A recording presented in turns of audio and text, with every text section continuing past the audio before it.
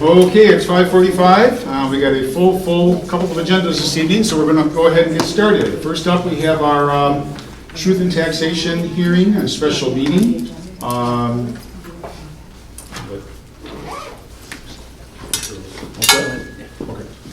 All right. So we have all board members present, right? I walked in with Larry, so I think everybody's here. Okay. All board members present. First, can I have a motion and second, please, to approve the agenda? So moved. Motion by Don Stephen, support from Steve Bauerman. Any questions or comments on the agenda? All in favor of the motion, please say yes. Yes. Opposed, no. Motion carried. We move on to the Truth and Taxation budget hearing. And Mr. Briggs, are you taking us through this? Yes, sir. Thank you. So a couple points to cover tonight, and we will get right to it. Here's the table of contents.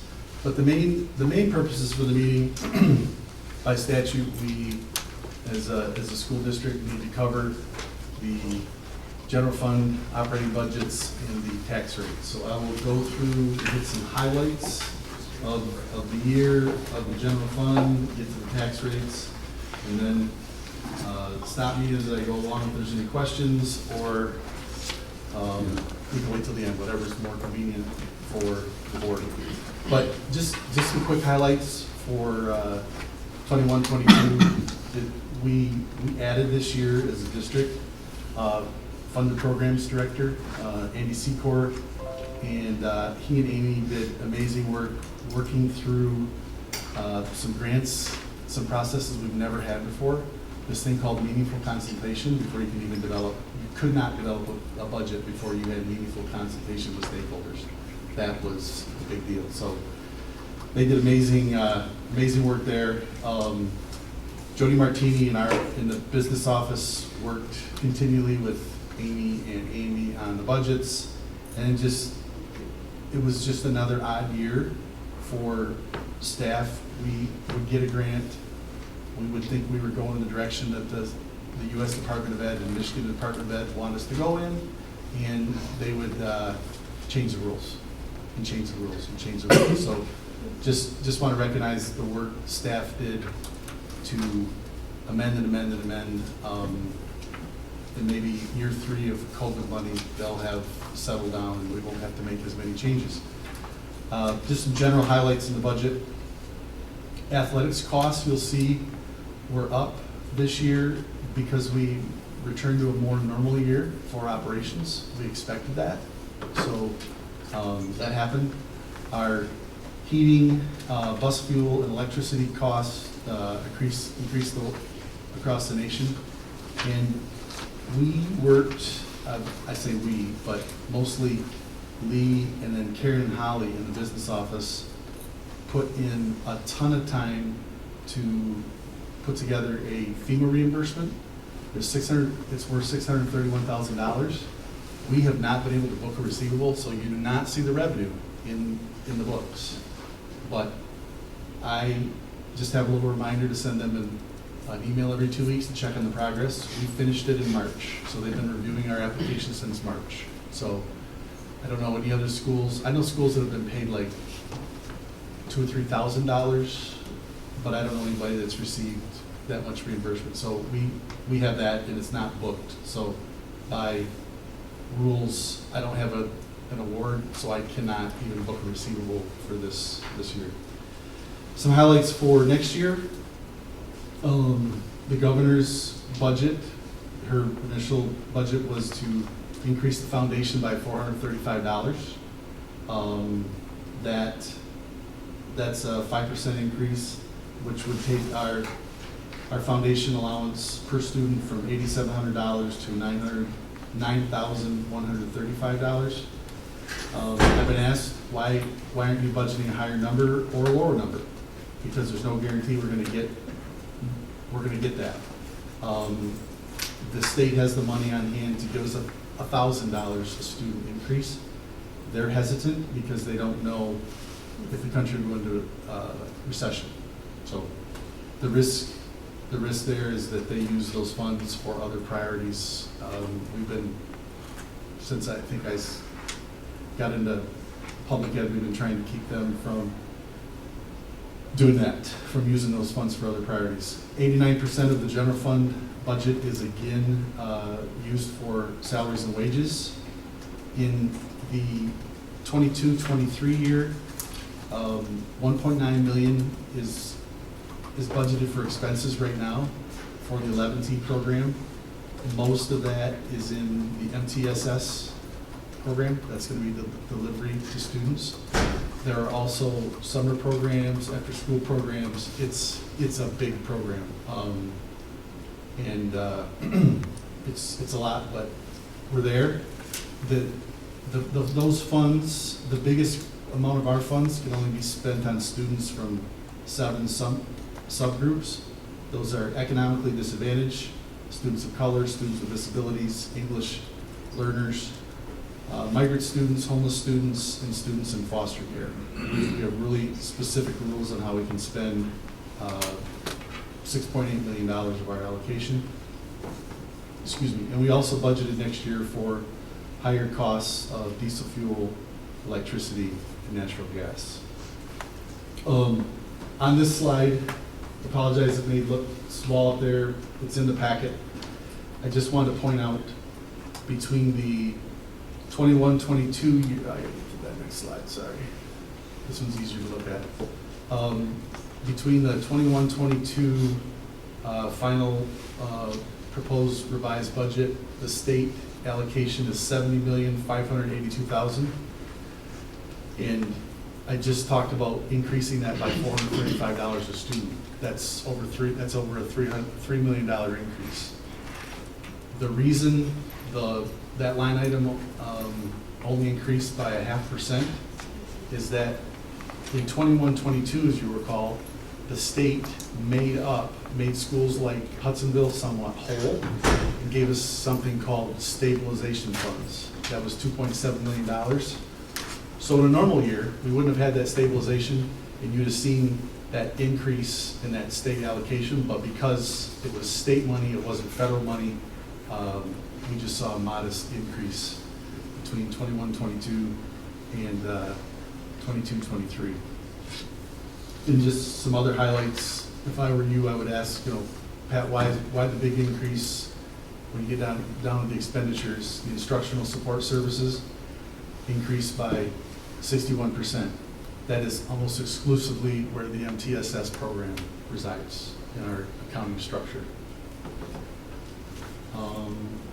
And then just, administration costs are down. The reason for that is in 21-22, we budgeted for $580,000 of Chromebooks, and our technology department is an administrative department, so it looks like, that was in 21-22. It's not carried forward to 22-23 because it was last year. So I know I went quickly through the general fund, but as you see, another topic, we're supposed to talk about use of fund balance and fund balance for next year. We're budgeting for 21-22 to use almost $300,000 when you get down to net change of fund balance toward the bottom of the report in 21-22. And in 22-23, we're budgeting to use another $439,000 of fund balance. If you look back at 2021, we had a fund balance, actual fund balance of 20.6. Because it's one of those numerator denominator things, because our program got so much larger, the fund balance percent looks like we're down 2%, but that's just a percent gain. We really didn't drop our fund balance. We're not budgeting for that to drop that much. And the same is true for 22-23. It goes down to 17.2, but really it is a very small decrease in the fund balance amount. So, any questions on the general fund before I go over to the tax rates? With respect to the fund balance, has there been any more indication from legislators as to whether or not they're going to enforce the 10% number? So was not aware of them talking about taking fund balance away from schools that had 10%. I do know they were thinking of excess fund balances, the school districts with 30 and greater. But I'm not aware of because there's some schools, school district that didn't have a lot of, there's some schools in some circumstances that would have to borrow around 9 to 10%. So they would, if 10% were the number, they would be putting schools close to the borrowing range in some cases. So I think it's a little higher than that. Okay. But it's always, used to be something that came up in lame duck a lot. It didn't come up this year. Good. Good question. Any other questions on the general fund?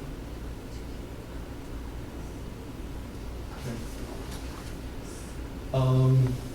I'll just go through the other funds quickly. We started this fund a couple of years ago to better account for the we're the fiscal agent for WCET, and literally, because it's still a general fund, it's in this report. There's our regular general fund. This is the WCET only fund, but it's really more for information, just so we can track it. Our building and site sinking fund, we are using less of it to do projects and purchase, and this year we had, we're budgeting almost a $1.5 million increase in that fund for 21-22. Debt service fund, because our tax base is increasing. When we originally did the last bond issue, we were projecting that in 22-23, this loan, the loan amount we get from the school bond loan revolving fund would be larger than this. And because of our tax base, it's actually,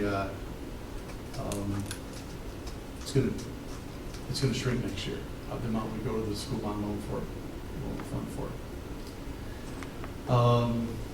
Our special revenue accounts, this is really something that the GASB required us to do.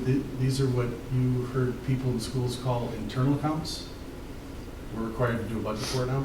So that's what this is. The Community Education Fund, this is where the main, like Rebecca Fabiano's program, our community rental of the buildings and those programs, the theater program, just Rebecca has programs everywhere. It's also the Eagles Nest program and other programs at ECC. Those, all of that is catch-all combined into the Community Education Fund. We do operate a very, very small snack and breakfast program at the ECC. So in addition to the large fund that comes up later, the Jamestown Hudsonville food service program, we do self-operate one. That's what's in this fund. And at the end here, this in great detail, this is for your information. You don't have to take action on this. This is the Jamestown Hudsonville combined food service program that Jamestown Schools is the fiscal agent for. And that fund has had very good years with 2 years in a row of us being able to bill every program as it was 100% free. And to Dawn's excess fund balance question, they do have very strict rules in here. So we are we're using fund balance we've accelerated some equipment replacements, things like that. So yeah, if we do have excess fund balance in here, we'll have challenges. But next year, it was a big congressional, I think it's a congressional miss. They didn't continue that program for at least a period, but it's ended right now. So next year, in 22-23, we're back to normal eligibility for food service. And really one of the big required elements of the hearing, we have to talk about the tax rates. In Hudsonville, because of the growth in the taxable values, we have chosen to vote the operating millage every year. That millage passed in May, and it's 18 mills, and we will ask the taxpayers to approve it again next year. If we did not do that, the Headley law would roll that back quite drastically, and we wouldn't collect all of our operating millage. This is the last year in the middle, the Building and Site Sinking Fund. It's the last year that millage is authorized. So we'll be discussing that in the near future about campaign to renew that. In the debt service fund, because we're in the school bond loan fund, the district is required to levy at least 7 mills. We could levy more, but when the voters approve a bond issue, they don't approve the millage, they approve the debt. So that's the minimum amount we can levy, and that's what's recommended. Some schools levy more, but we levy that much, and that's what we're going to ask the taxpayers to pay on the July tax bills. And this is just a summary of the form that if the board approves the recommendation that I will ask Ken and Dawn to sign tonight and we'll mail out to the treasurers. And that concludes the speaking portion. Any questions? Pat, can we go back for a second to the food service budget? I think so. Most of it seems very familiar, inflationary, but the food service budget seems like the one where the past couple of years we've had a pretty significant influx of federal dollars, Yes. utilization, and that's not budgeted for next year. If you could talk a little bit through that change, and then that fund is going to run a deficit, pretty Yeah. significant. Yes. So, for lack of a better, it's a planned spend down of fund balance, along with the items I mentioned of using some funds to replace equipment earlier than we would have. But yeah, so that's basically what it is. It's getting the fund balance down, along with some, I would call program improvements. We're trying to invest in some things to get, if we improve the program, we believe we can get higher utilization and increase revenues to run more program. And what's the net impact, what's the difference to kids this coming year in terms of not having the federal subsidy? They will, the simplest impact will be there were kids that started, our participation went up, and kids that weren't eligible for a free lunch would have to pay. That subsidy is gone, we cannot do that anymore. And so the past couple of years, a lot of kids have had free lunch, and this coming year, they won't. That's true. Staten Island has them keep kids fed, or that just, there's like a, so. It's potential. It expires Thursday.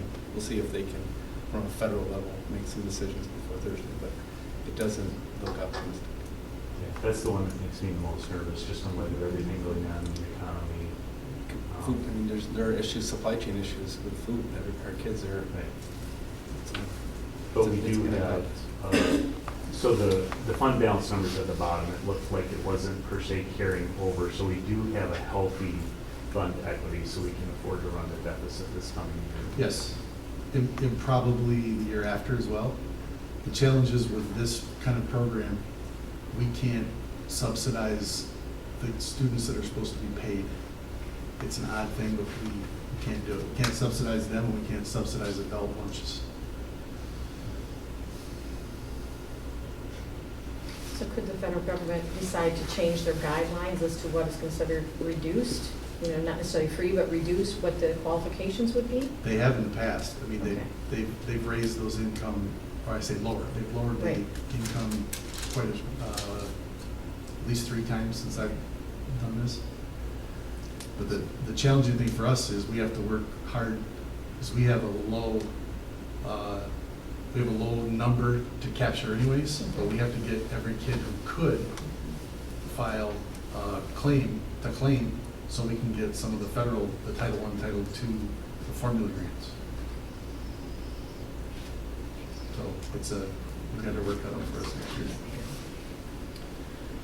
Pat, any significant risk items, revenue or expenditure-wise, in the 22-23 budget? Anything that, you look at that and go, oh, this may vary more than Yeah, I'm thinking or not? yeah, I would, normally, I would say a $435 increase in the foundation was a risk. Most of my colleagues are budgeting 500 and up. I know that the district is pretty conservative, it's budgeting $600. They have $1,000, I mean, it's cash in the bank, it's not even relying on future collections. From the last 2 years, the collections have been so high, but it's still possible. It's possible the legislature won't approve that number, but beyond that, we're locked in for the grants. We've been approved for the grants. I don't see any other, I don't feel any other items are risky. If they worried enough, Pat, about a recessionary issues that they would potentially recall funds as they have done in the past? Yeah,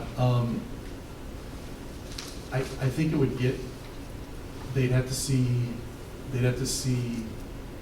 such a reduction in collections and not have the balance that they have. That the larger risk for us, I really believe, is them using the school aid fund to balance the general fund even more. That's a risk at the state level. But the funds are definitely there to pay schools $435 more per student. Times 2 plus some. When do we have to vote again on the sinking fund? So if we follow a normal pattern, we would go in May of '23. Okay.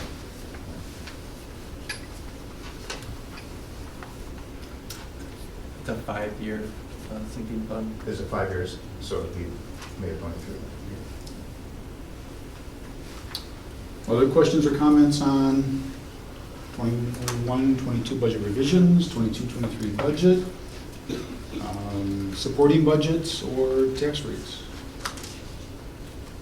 Otherwise, we'll take action on these after we go through a couple. We'll break these up and take action on them. But if there's any more questions for Pat now?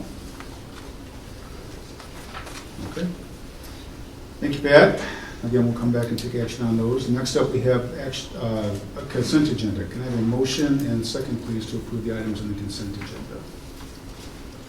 So moved. Motion by Steve Bauerman, Support. support by Don Sneeden. Any questions or comments on the one item on the consent agenda? All in favor of the motion, please say yes. Yes. Opposed, no. Motion carried. Okay, now we move on to regular action agenda. And first up, we have the 21-22 budget revisions. So nothing more to add, Pat? Okay.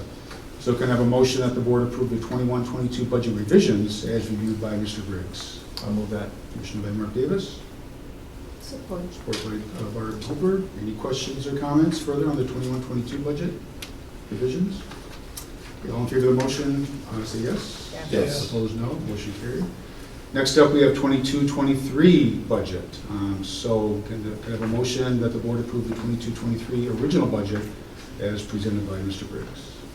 So moved. Motion by Steve Bauerman. I support that. Motion, support by Mark Davis. Any other questions or comments on 22-23? All in favor of that motion, please say yes. Yes. Motion carried. Next up, we have tax rates for summer of 2022.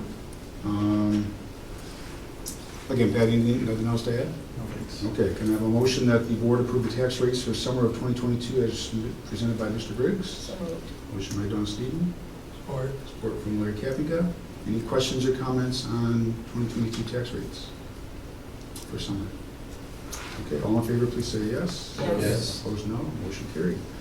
Okay, thank you, Pat, for walking us through that and putting that all together. Looks like we're in good shape going forward budget-wise, so thank you. Next, we move on to human resource items. We have a few, so Yeah, so I was just looking to see if any, with it being the work session, I didn't encourage as much just because I knew we were kind of in a working focus, but I was just looking to see if anybody was here. But, so we've been busy. So I brought, I think, almost 20 people on June 9, and we didn't have any of these people then. So we have 15 people to bring to the board tonight for recommendation to hire. I'm going to start with Kayla Martin. Kayla Martin is being recommended for 2nd grade at Allward. She had a long-term kindergarten position last year in Byron Center, just a 1-year contract.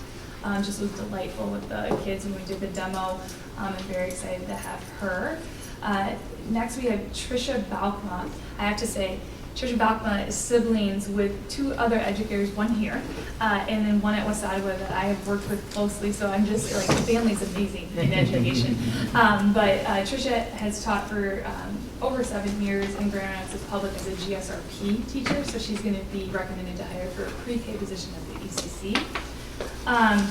Next we have Mackenzie Foy. Mackenzie student taught 1st grade at Bauer throughout the year, and we're recommending her to hire as 1st grade in Jamestown Lower.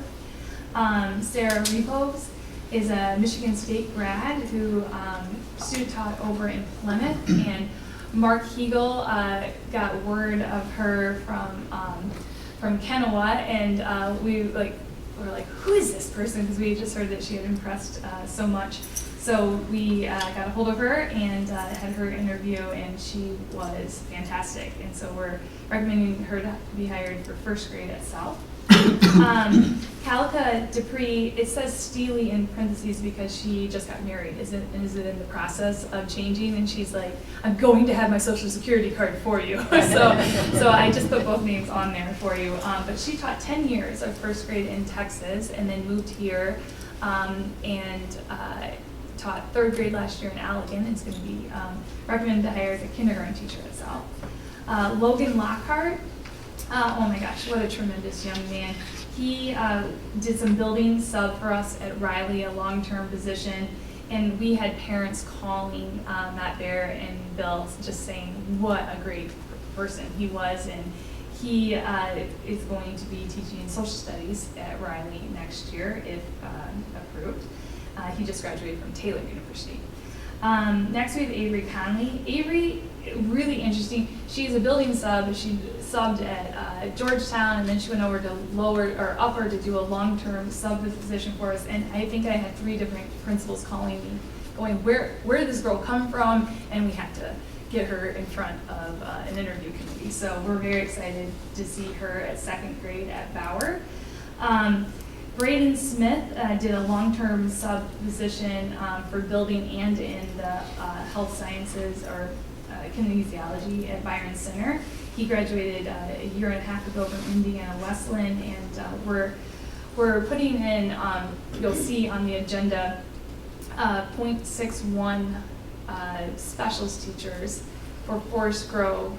And the reason that we're doing that, I just kind of been reallocating some FTE. We redid the special schedule so that we had equity across the board for all kids to get a specialist teacher. I'm very excited about it. It's a great schedule, and the specialist helped us make the schedule, and so we're very happy about it. So you'll see a couple of 0.61s, and it's because in a 4-day rotation, they'll do a full day or 2 full days at Forest Grove that covers all sections of Forest Grove, plus their pre-K section on the 3rd day, and then they'll go over to Georgetown to do a bubble section of 3rd grade over there. So Forest Grove this past year had 2 specialists, 2 different specialists coming in. So like if you were a 5th grader, one 5th grade teacher got you for art, and the other 5th grade got me for art. So this kind of like creates just more of a cohesiveness, and John Gillette was really excited about it. So anyway, sorry, I digressed. Lindsay DeBlay has been a special ed para for us at South, as a South parent, and we're recommending her for hire for 5th grade at South. Ariel Skinner, really cool job before this. I mean, she's gonna have an even cooler job now, but she has taught for 3 years at the Van Andel Museum School for Grand Rapids Public, a 7th grade teacher. and just really is excited to teach more grade level, that's what she really wanted. So she's excited for a third grade position at Allward. Haley Dyfenthaler, she was one of those students that came up to me during our my really busy day at the Grand Valley Job Fair and just really grabbed my attention. She's just such a personable person, and really did an amazing job with the demos as well as the interview. So she's a recent Grand Valley grad, and she's being recommended for 4th grade at Allward.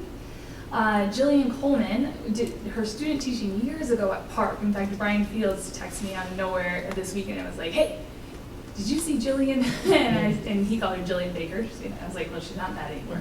But she's been a music teacher in Chicago Public, and she's just, we're really excited for her to be with our kids because she's just fantastic. So she's one of those .61 positions. Olivia Prince, we're recommending for resource between Jamestown Lower and Jamestown Upper. She's a recent MSU grad, and just from what I'm hearing from the demos, just really came alive with the kids. I know I just talked to Leah Nixon, who's a resource at Jamestown Lower, and she's like, I'm so excited to work with her. So that's great. Kendall Gilstad is, I'm recommending to hire for school psych. We're very excited about this because these are unicorns right now in the public. And so she's coming from private practice and back into the school district. And then finally, for another one of those .61 specialist positions, this one in STEAM, Jessica Castells. She is currently a 6th grade teacher at Excel Charter. When you talk to her, she's like, math and science are my jam.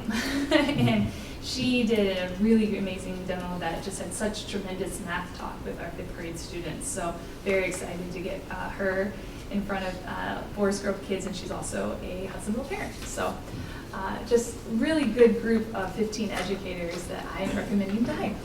Excellent.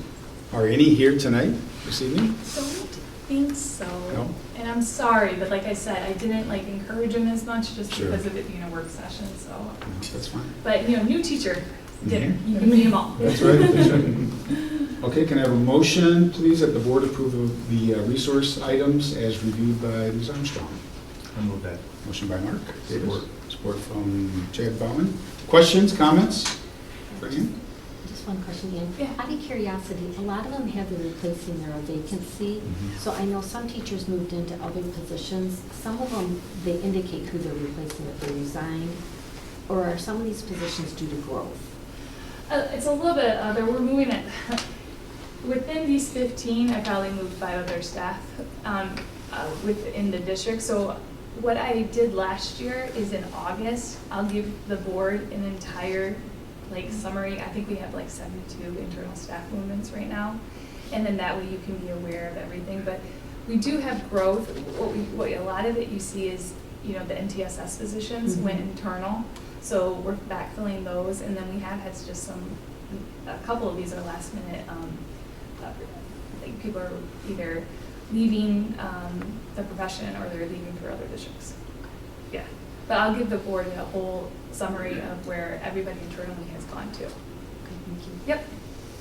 What's the likelihood that the .6 will end up by August, maybe not being .6, but being a full? Well, for this year, I think the likelihood is very, very, very low, but you never know. But I think due to the 5th grade or 5-6 building the following year, I think that we could see growth in that FTE because of that. I mean, I know we'll be shuffling the 5th graders in there, but at the same time, it's just another building, so we'll see.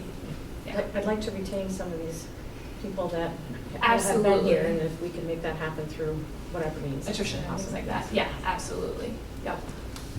Me too. Other questions or comments? Okay, we have a motion on the table, so all those in favor, please say yes. Yes. Yes. Opposed, no. Motion carried. Thank you, Ann, for all your work, and you and your team. A lot of activity, obviously, going on. We very, very much appreciate it. Okay, last agenda item we have for today is recognition of visitors and hearing the people present. We have one person who signed up to speak during this budget meeting, or after this budget meeting, that's Lucille Spinner. So if you want to get the timer up, is Lucille here? Oh, there we go, okay. Okay, so we'll get the Again, just a reminder, please address comments to the board. Limit comments to 3 minutes. Dr. Jack will get the timer up here, and we'll go ahead and get started with that. Short and to the point. Okay. And I want to talk about the sex education program as it pertains to elementary school children. I don't believe it is appropriate or necessary to have a sex education program before puberty.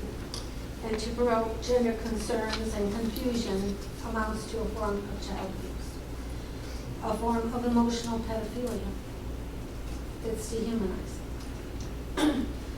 The resistance to such programs is a movement. It's not just the people here in Hudsonville coming up here and complaining every week. It's a movement, a national movement, and it's not going to stop. You see, the people here, many of these people have come, they've come to take a stand for our children's souls. We're not going to allow any government program or policy to take away our parental rights to raise and educate our children as we see fit. Many people at this point don't feel they've been listened to, and they have no options but withdrawing their children from the schools.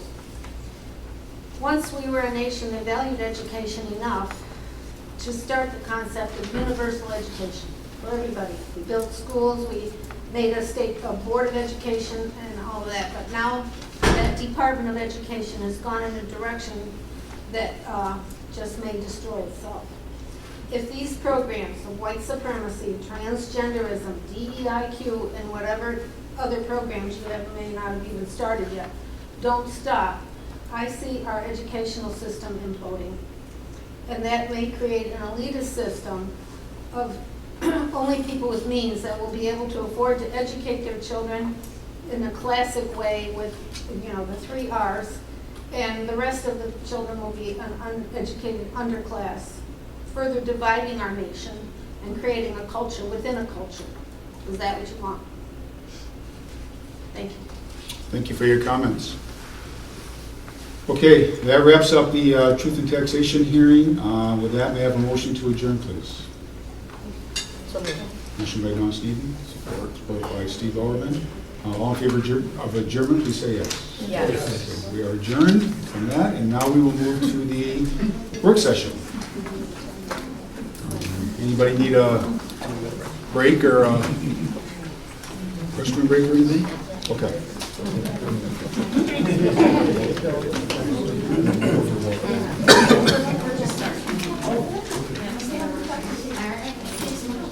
Okay, I will call the regular work session into order. Again, all board members are present this evening. I will offer, can I have a motion, please, in a second to approve the agenda? So moved. Motion by Chad Tuttle. Support. Support from Don Steven. I will make a proposal that we move, we have 2 individuals who would like to address the work session. I'll make a proposal or look for a motion that we move the recognition of visitors and hearing the people present up to right before the discussion items. And that way, certainly everybody's allowed, welcome to sit through the whole work session, but it may be a lengthy one this evening. And I see one thumbs up already. Thank you, Jenna. And so if folks want to make you're welcome to stay, but if you, or leave any time, but that way those folks can be sure they have a chance to speak and then leave if they so desire. So if that is agreeable to the board, I'll take a motion on that. I'll move that. Okay, motion by Chad Tuttle, support from Steve Bowerman. Okay, any questions or comments or concerns on that? Okay, then all in favor of that motion, please say yes. Yes. The motion carries. And now we'll go back to, we have a motion to, did I take a motion in a second to approve the agenda? No. Yes. Okay. Well, yes, I but think I not did. yes. So now we'll vote on the approval of the agenda. So all in favor of that motion, please say yes. Yes. Okay, thank you, everyone. And then we'll go ahead and move the recognition of visitors to this point. So we have now Leah Urbison, I believe, is signed up to speak this evening. So I'm just going to do it at the end because I wanted to hear, I saw the agenda and wanted to hear what some of the updates were. So, but I'll just kind of give you a gist. My questions are really revolving committees. So I know there was board committees before they moved to the committee of the whole. And Mr. Hall, when you were asked, you said that the board committees consisted of human resources, policy, finance, and curriculum. According to a fairly large FOIA, there is also an executive committee. And I wondered why, one, that you didn't mention that, but also, I know who was on it for over a year, but I would like to know, and I'm not asking for you to respond now, but I'd like to know who is on the executive committee now. Because what I saw was not only there was an executive committee, but then there was overlap with the other committees where you would then bring in, Tuttle from finance in some of the emails. And I have the emails. So I'm concerned because I've heard both you and Mr. Tuttle say that decisions are not made in committees. I have a couple different things where it shows that decisions were made in committees, or it was discussed in the executive committee and then you brought in people from other committees to discuss the issues that you discussed in the executive committee and ultimately come to a consensus. So I'm very concerned about discussions, decisions being made outside of the public. There was also an email I found, and this was going back to November 2020, where Dr. Vanderjack requested an informal meeting. And this was a meeting November 12, 2020. There are no meeting minutes on this meeting. This was sent out to the full board, and it was to discuss the policies in other districts. And I'm assuming policies around reopening, masks, etc. Again, it just kind of adds to my concern about anytime the full board meets, and at least that there's 4 members, that's a quorum, and that needs to be held in front of the public. I don't know what happened at this informal meeting, what the discussion was. I don't have the meeting minutes.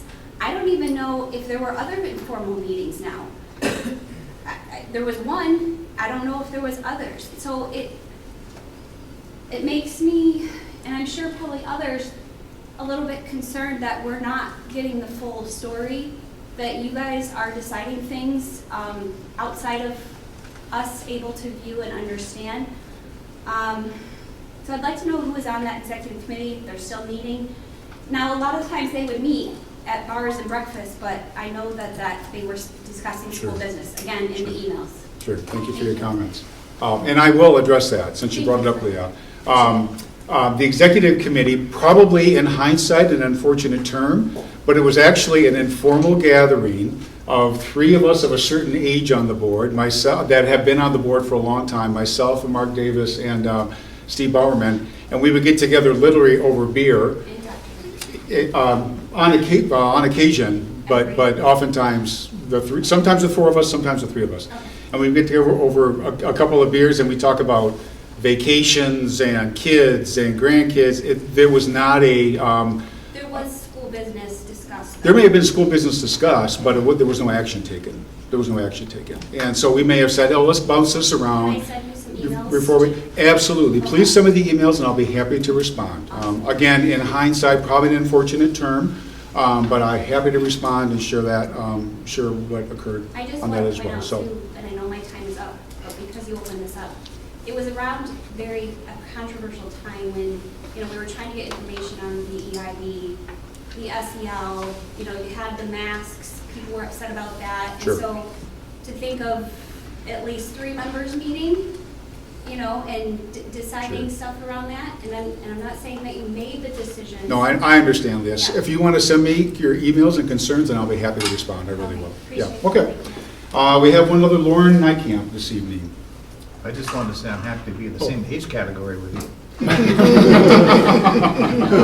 I said range. Well, it's a wide That's range. right. Lauren Nightcamp? I don't see her here today.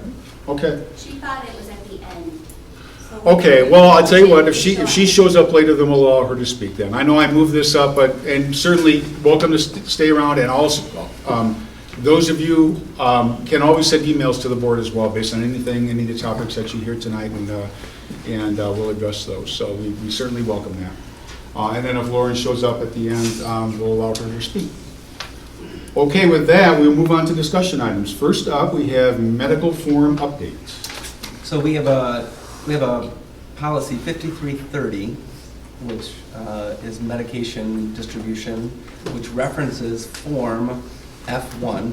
I know it's a very technical term, but it's 5330 Form F1. That is a form that ties to our administrative guideline, which is 5330.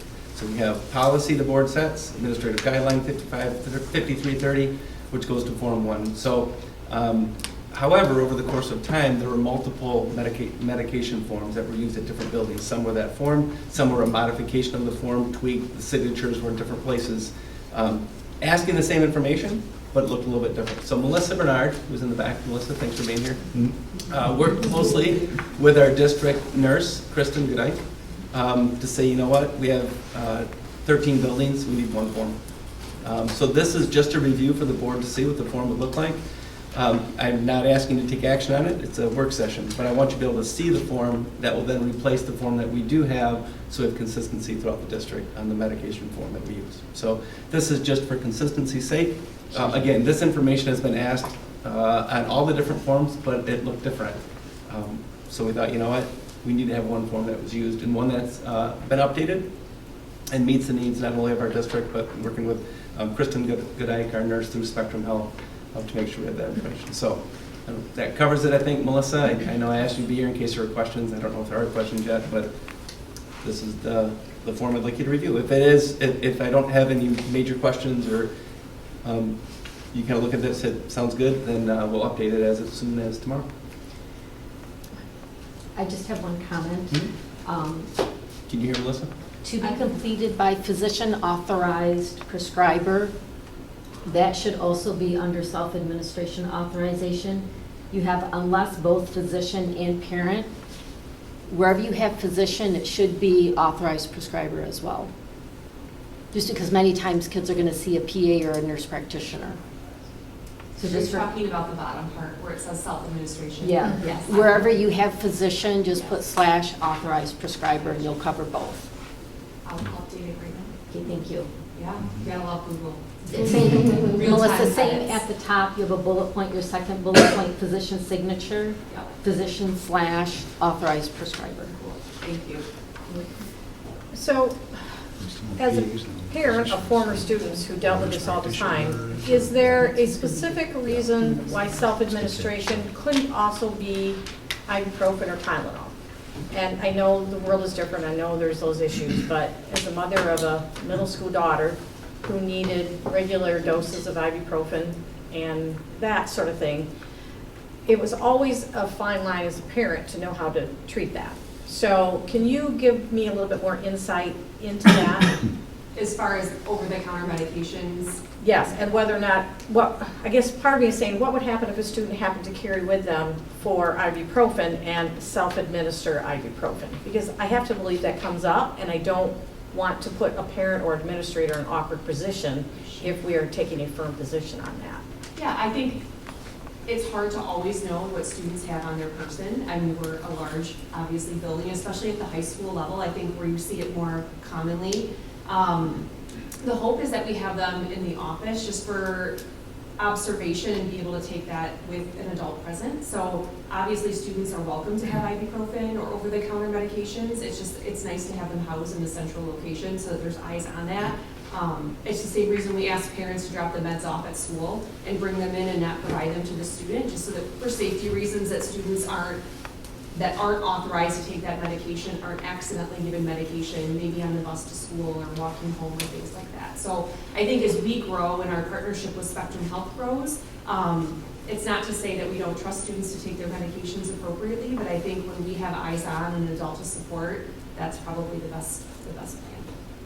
And I suppose in speaking to that, it's possible someone else might take it that it wasn't intended for, and that's what you're trying to avoid. For sure, 100% we're trying to avoid that, which is really like part of that consistency part of it too, is just the one form, obviously, is being consistent with that, but also with our practices and making sure that I think as we have continued to grow, I think we have some gaps maybe in that need to be cleaned up. And so our efforts with this is not only to consistently have a form in place, but also our process and procedures and how we handle medication and student illness in the schools. I think that needs to be consistent too. So with Kristen, and her advice, and Spectrum obviously has their guidelines for their school health program. This is one of the recommendations that they have in place, that over-the-counter medications are included in this form too. Thank you. You're welcome. So kind of an extension on that, Melissa. Yeah. So does this form, when kids of mine go on trips and overnight trips and so forth, and we get the forms to say, are they authorized to, or teachers authorized, or the chaperones authorized to get ibuprofen, whatever, does this form replace all those forms that are currently used by athletics or other extracurricular? Not necessarily. I mean, these are for students that are taking medications during the school day. So if kids are going on a field trip, like let's say a student takes the medication at 7 o'clock at night before bed, we're not necessarily administering that, so Sure. we may or may not have a form on file. So when there are field trips or there's extracurriculars involved, Kristen, our nurse, works with those families to make sure that A, we have people that can administer the medication and are trained appropriately to do that, and B, that parents are providing the accurate medication and forms for that student. We had a science Olympiad overnighter at Michigan State, for example, and we had a few students that don't take medication during the day, but they take them in the evening at home. So it's not necessarily in lieu of. I think it would be case by case. I think if students are taking medication during the day and we have a form on file, that makes good sense, but I think for students that don't necessarily take it during the day, obviously we're asking for that in the physician signature too. Okay, thank you. Yeah, you're welcome. The other thing I just will add for all of you to know too, the form is there, but also on our website, Rebecca Fagiano has worked so hard with Kristen. We have a health services link now on our website under departments, and Kristen's bio is on there for anyone that would like to read that. Obviously, she's affiliated with Spectrum Health, and so that's on there. And then all of the links to the new medication form, and then, for example, students that have diabetes or seizures or severe anaphylactic allergies, all of those forms are linked on there in one space. And so the other nice thing with that is we're not having to repeat messages across the district. There's a one-stop shop for all of our families to go to access forms. Kristen's information, her cell phone number is on there as well. So our hope is to just be more proactive in addressing these needs with our students. Great, good, thank you, Melissa. Other questions on the form, medical form? Great, awesome, thank you. Thank you for the edits too, appreciate it. Okay, next we'll move on to early graduates. So we have board policy that allows the superintendent to alter a student's graduation and move them up in graduation. However, we have two unique circumstances that I want the board to be aware of, and we will ask for board action at our next meeting. I'm going to ask Amy Taylor, I know Becky Dawson's here also, so I'm going to ask Amy Taylor to review this. They are students, so the board does have information in front of you that we're going to ask to collect after the meeting. And Amy's going to reference them as two students with all due respect to their identity. So as you can see in front of you, you have a request from a female student and from a male student. Just briefly overview, and again, Becky Dawson is here. She's the counselor who works with these students and so knows them closely. If you have questions, certainly that we might be able to answer as we walk through this. As you can see from the female student's letter and information, what she is requesting is early graduation, as well as a reduction in credits, and so that is primarily why we would want the board to take action on this due to our graduation policy. And so the logistics and the specifics are really extenuating circumstances, as you can see from the letter that the female student has written. She arrived in the United States 3 years ago and began attending school here after a 4-year absence from participation in a public school. She's doing quite phenomenal. She has a B average as a 10th grader in her coursework and speaks English as a third language, and so that is one of the barriers that she's finding, not only to maintaining her current status as a 11th grader next year, is that she is not with same age peers. She's currently 18 years old and will turn 19 in her junior year. And then if she stayed on that trajectory for graduation, she would turn 20 in her senior year. And so this request, again, is not only just about age. She has a desire to attend college so that she can support her family. And the sooner she gets to college, the sooner that she can do that. The credit reduction is simply a reduction from 28 total graduation or credits to 26, and those would be 2 credits in the area of electives.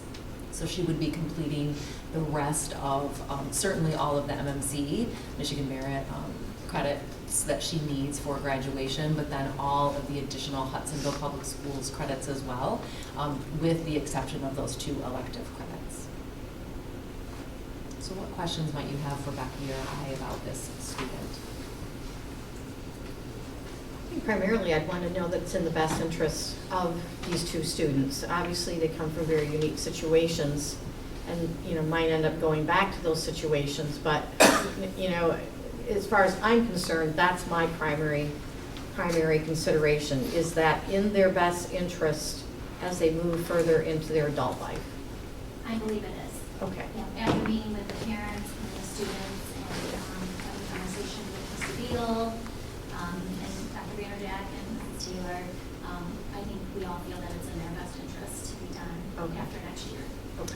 We do have several requests, I would say, every year. I think in the past 4 years, we've granted 3, I believe, and they're really unique.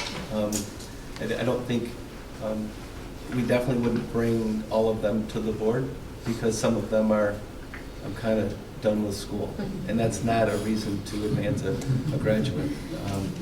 Otherwise, we'd have our whole junior class right now. We have a son included right now. Seriously, I can get out early? No. So the age has a lot to do with their family situation.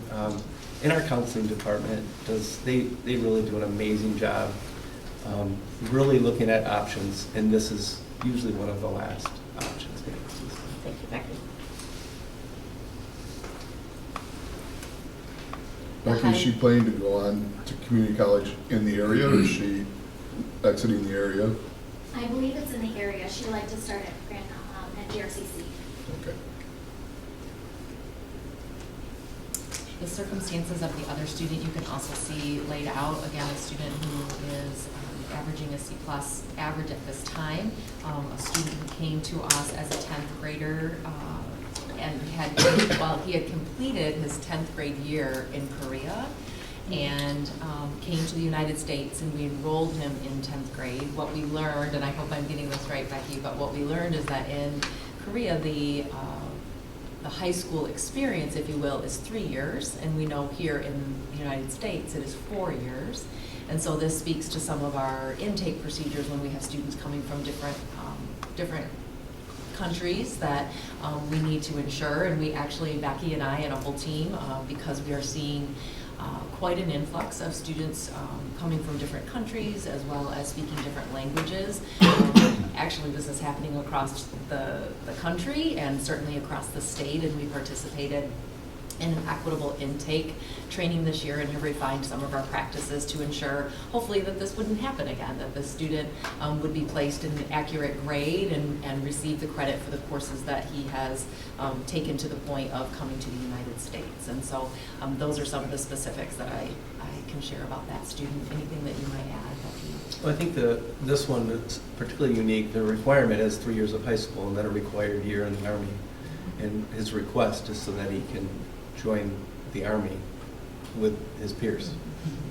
So graduate in the normal time. Again, the same modification to the credits with 2 elective credits from 28 to 26. Still getting all the Michigan Merit curriculum requirements. We'll talk a little bit more about graduation policies later in the work session. So again, any questions before I make kind of a closing plug, I guess? And again, the moving from 28 to 26, and the 2 are electives. Okay. Yes. Same situation Same with situation. the young woman. Okay. And really like to get a feel, I'm not asking for the board to vote tonight, but if there are major reservations. The counseling department and the families want to be able to prepare for what that looks like either way. So I know it's June, but I think Friday is July, and then school starts next month. Right? So I know there's a lot of people in summer mode. We are, as you talked, you heard from Pat, you heard from Ann, you're hearing from Amy, you're going to hear. This is so unless there are major reservations, again, I'm not saying that the board's going to vote now and in July, but if there are, please let us know so that we can work with our counseling department on what the other course of action might be, and otherwise we'll bring it up at the work session next month. May I just add to that too? The request for the reduction in the 2 credits is because in their schedule for next year, by taking everything a full schedule next year, they can get to 26, but they can't get to 28 unless they go above and beyond what's in their schedule. And to do that, it would mean summer school classes or taking online coursework outside of the school day. And as ELL learners already, it's challenging enough to manage a regular schedule. So that's really where the 2 credit reduction is coming from and why. Well, I appreciate Dawn's question about being in the best interest of the students, and it sounds like we've thoroughly vetted that and reviewed that, and with the principals and the counseling team. And okay. If you're done, if I could ask you to pass those back around, unless you want, you can read them, but if I can just get them. Thank you.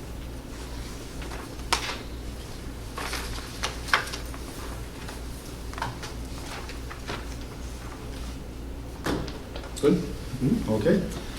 Next is Kelloggsville Online Partnership. About 3 or 4 months ago, sorry, it was either 3 or 4, we were in this room, we had a work session, and one of the items that we discussed, we had an update on tutoring, we had an update on kind of where we were with enrollment, and we had students that were seeking to do some online schooling, but we didn't really have a program set up for them. So we worked with a neighboring school and tried to do some joint work together. I think we have a great approach. I do want to specifically thank Amy and Craig Steenstra for their work on working with this partnership and what it might mean for some kids. It's not for everybody, but for some. So I'm going to ask Amy to review kind of the partnership with Kelloggsville, what that looks like, and then entertain questions. Go from there. Okay. As Dr. Vanderjack mentioned, there is some data linked in the attachment that you have at the top. That is data that we reviewed a few months ago as we were taking a look at the number of students who've left the district from, it must have been in March, because the data is March of 2021 to March 2022. And so within that year period of time, then we were interested in drilling down that data to figure out where the students went to. Did they leave the district? Did they go to virtual?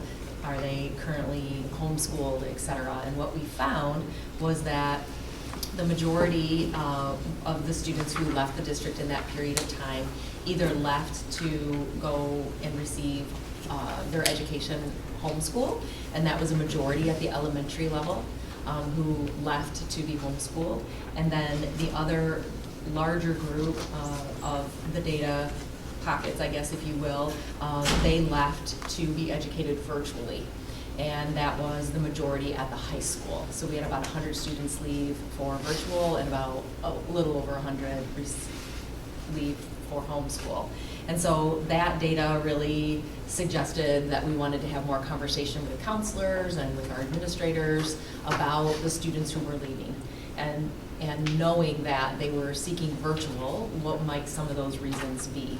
Some of those reasons then also connected to some data that I've reviewed with you in the past about credit deficiency. And some students are leaving because of the COVID times and not passing courses, and they're credit deficient. And so because Hudsonville does have a high graduation credit number, if you will, and expectations, they are leaving for other districts, or in this case specifically for virtual education, because you can graduate with just MMC requirements, and that's 18 credits where our graduation requirements are 28. And so you can see where students who are not on track to graduate are either risking a high school diploma or going to a virtual option. And so the partnership with Kelloggsville is an opportunity for us to basically screen students and determine whether they might be a good fit for a virtual education. And we talked a lot about that. We still believe, I still believe that face-to-face education is the best education. And what our teachers do with students each and every day is exactly the education we want to provide to our students. However, as you know, we do have a strategic planning goal around alternate paths to graduation.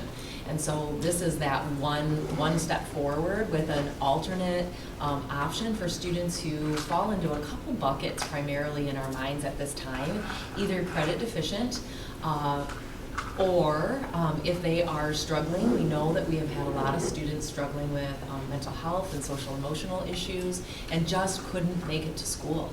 And so this is an opportunity for them to continue to progress in receiving high school credit for courses with a partnership with Kelloggsville Virtual. And then the third bucket is really for those families who may still have COVID concerns or any other additional mental health concerns at the elementary or middle school level where maybe parents have decided to homeschool, but we know that they are also struggling to find comprehensive curriculum, and this might really fill that need for families in order to do that virtual experience while knowing that there are curriculum resources that are connected to standards and on pace and on target with similar offerings to what we have here in Hudsonville. So as you can see from the overview documents, the gist for all of the students who are enrolled, elementary, middle school, or high school, would be daily live check-ins, live virtual lessons in the AM and PM, opportunities for intervention times and office times, opportunities within this program for students to connect socially, whether that be face-to-face with clubs or those types of things at Kelloggsville, so those opportunities in those ways. That's the overview of the program.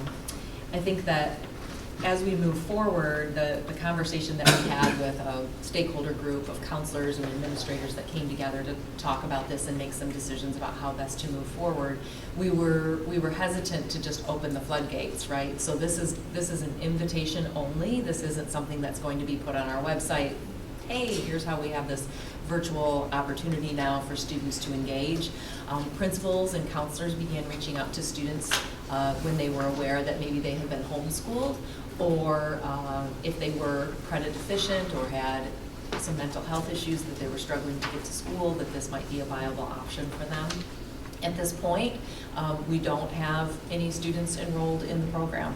Craig Steenstra will be, as the Instructional Technology Director and Remote Learning Coordinator, he will be coordinating this. He'll serve as the mentor to any students who do eventually enroll. One of the deterrents at the high school level of students enrolling that maybe our counselors and administrators thought might be a good fit was that they would still be held to our graduation requirements, which would be the 28 credits. So that kind of speaks to something else that Dr. Vanderjagt is going to address later in the agenda. I think it's actually We'll probably do it next, but go ahead. Oh, next, okay. That would pertain to a potential adjustment to our board policy around Kelloggsville virtual students specifically, and earning a diploma, but still, again, that alternate path to graduation, that a graduation diploma is really important. And so where do we meet and how do we meet our students in meaningful, effective ways of providing them an education that might look a little bit different because they need it in the absence of having an alternate education program at this time. So along that line, in our graduation requirements on the policy, policy number, sorry, scroll down, 5460, we will be proposing an update to the board policy. You'll see it on page 3 or 4.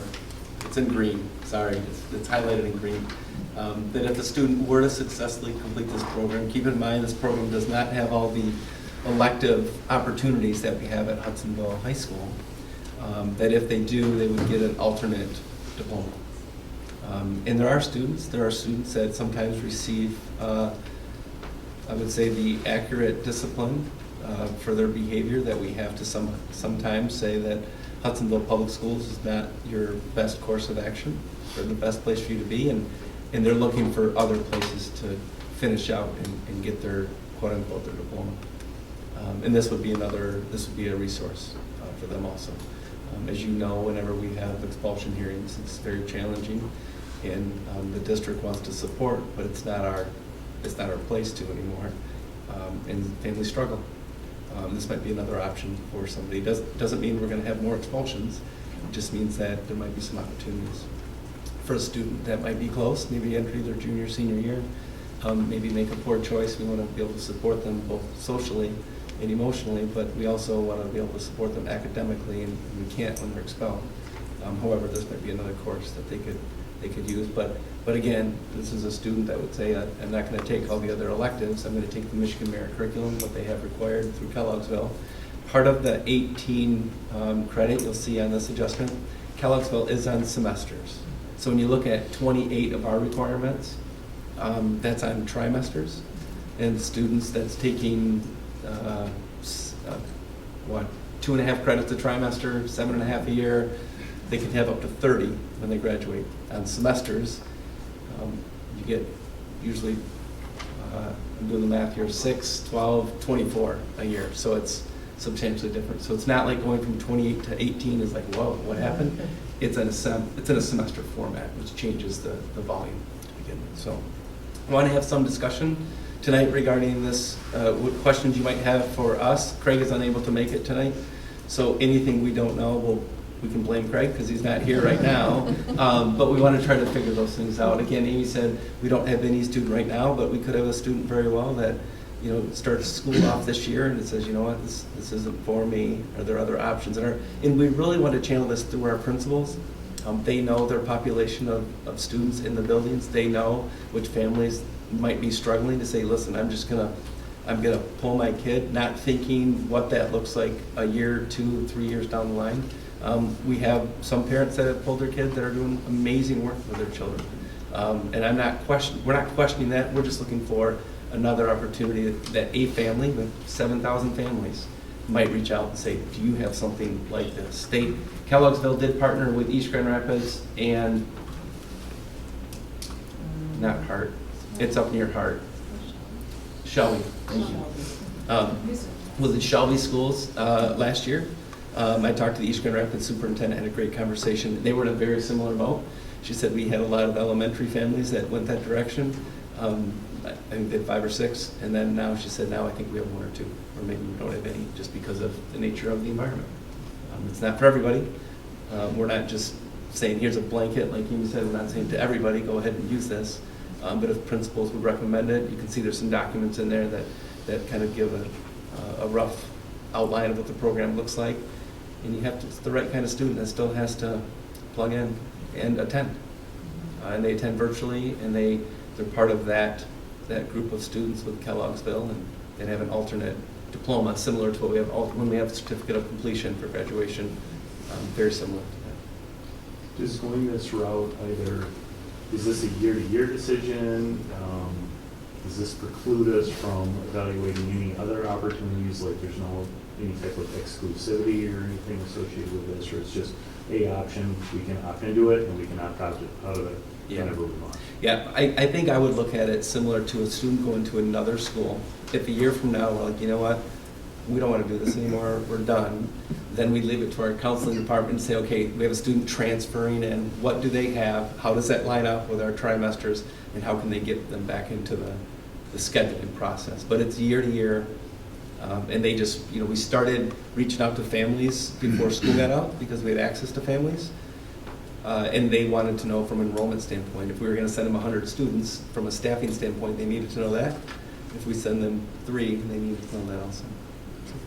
Is there an ability to measure performance for this program as well and segregate that performance to understand how students are performing in the program? Yeah, absolutely. Craig and I discussed that a little bit, and I have some of those numbers that as we move forward.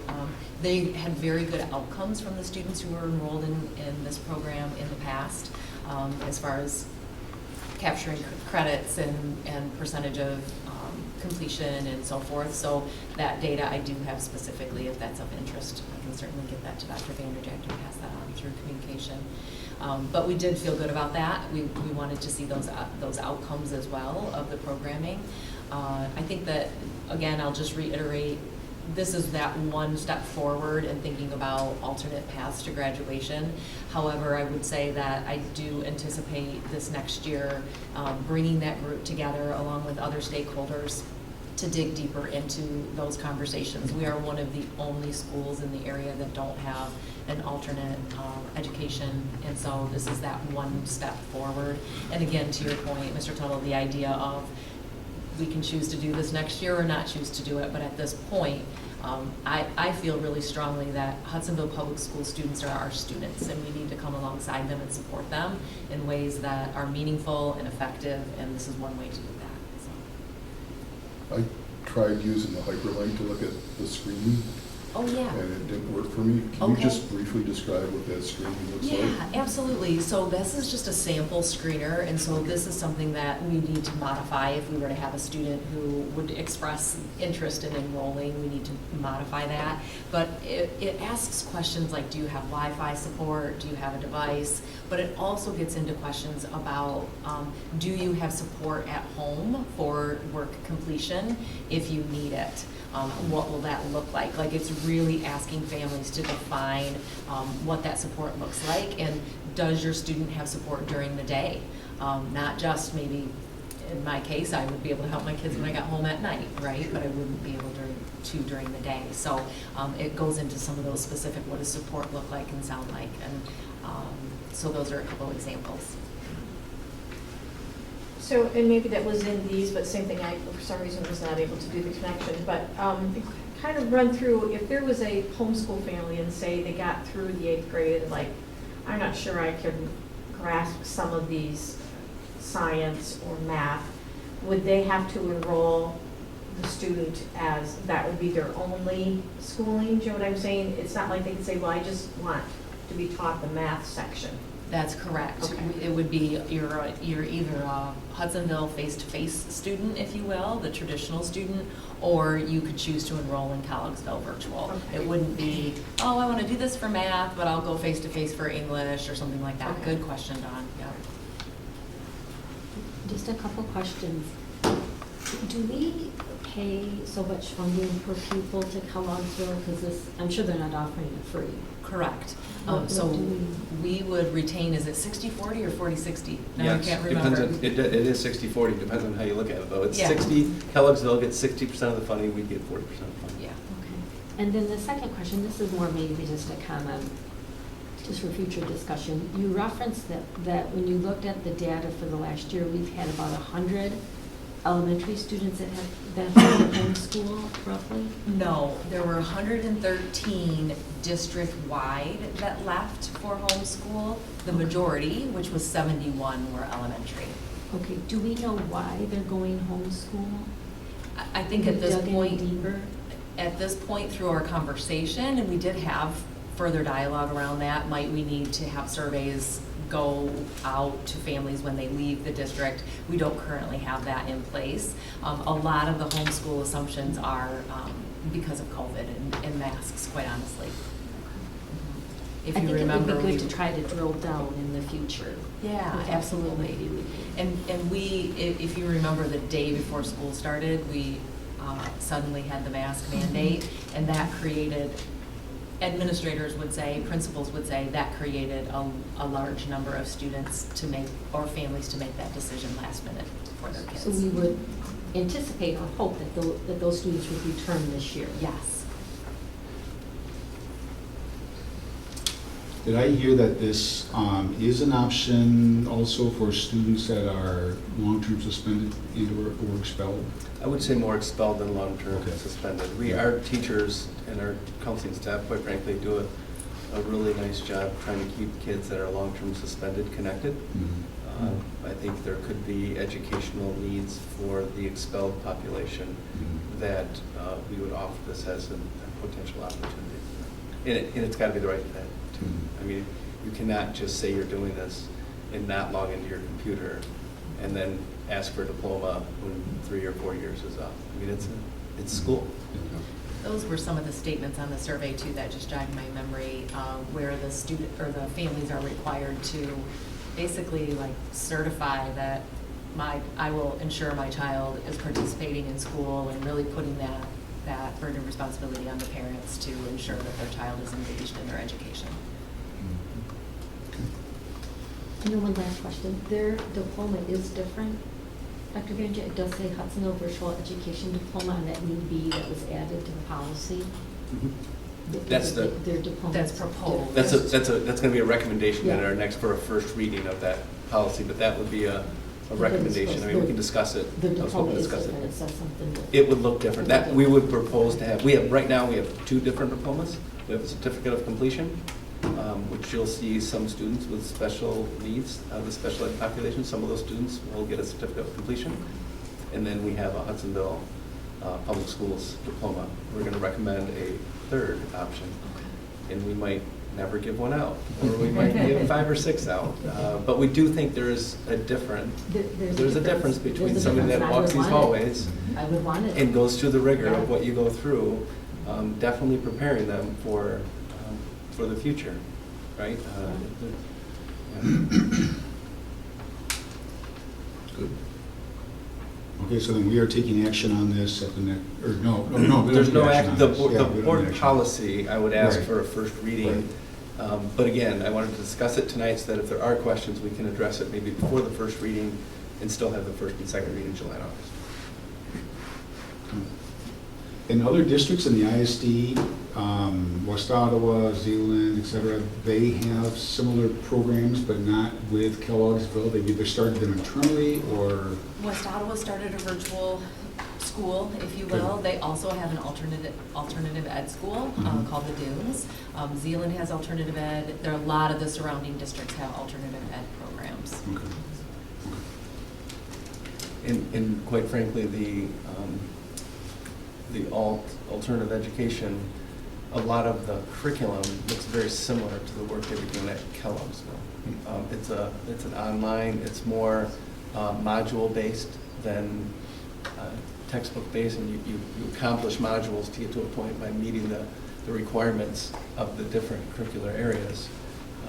But it takes place in an alternative ed setting, which has more, I would just say, flexibility when it comes to, it's not a 25 kids in a class, here's the lesson for today. Sure. It's 25 kids in a class, you have one lesson, you have one lesson, you have one, and there's somebody there supporting and helping teach. But that's a deeper discussion that we would like to bring to the board sometime this year as Amy and her team starts to look at alternate pathways to graduation. Sure. And the state still gives a full student grant for each student that does this? It's 60/40, you say, but That's it's correct. still, from the state standpoint, it's a full student grant. That's correct. That surprises me. Yeah, the state only requires that we offer the Michigan Merit Curriculum. We offer all sorts of other electives, music, choir, orchestra, many art classes. We feel that there's additional opportunities for kids. Oh, yeah, I understand that. I'm And just so saying- the state just offers same foundation, Yeah. kid is a kid. Yeah, I'm happy about that. I'm just surprised the state doesn't try to cut it. No. And Don't maybe bring it- because. Don't bring it up to the state level. No, I won't. But maybe to some degree, and it's a good question, but maybe to some degree, because our setting here probably looks a lot different than it does in the UP, where they have additional needs for maybe transportation or things like that, where they look at it and think, you know what, we have, every kid is worth the same. And we finally got to that point, right, where now the foundation is the same for years. There's all, Saugatuck was getting thousands more per student, and you're well aware of that. So at least now we're getting that part done. So now I'm just thankful we're getting the same for every student. Okay, other questions on the online partnership? Great, good update, Amy, thank you. Okay, we move on to Diversity Advocacy Committee. So we met again with our Diversity and Advocacy Committee group. I'm going to turn over to Mandy, who's going to probably turn over to Krista. Okay. And we'll start with that. So we'll start with Mandy. Welcome, Carissa. Hi. Good to have you here. Good to be here again. I confessed to my husband today that I get more nervous talking to you all. I think like 500 people for an hour. I don't know what it is. I gotta keep practicing. So we did meet 2 weeks ago, and there's a few different documents as attachments in the packet, but Carissa just thought was going to kick us off with a summary of our last meeting. So I was just thinking today as I was kind of compiling this information, I just want to acknowledge what it takes from the people who are on this committee.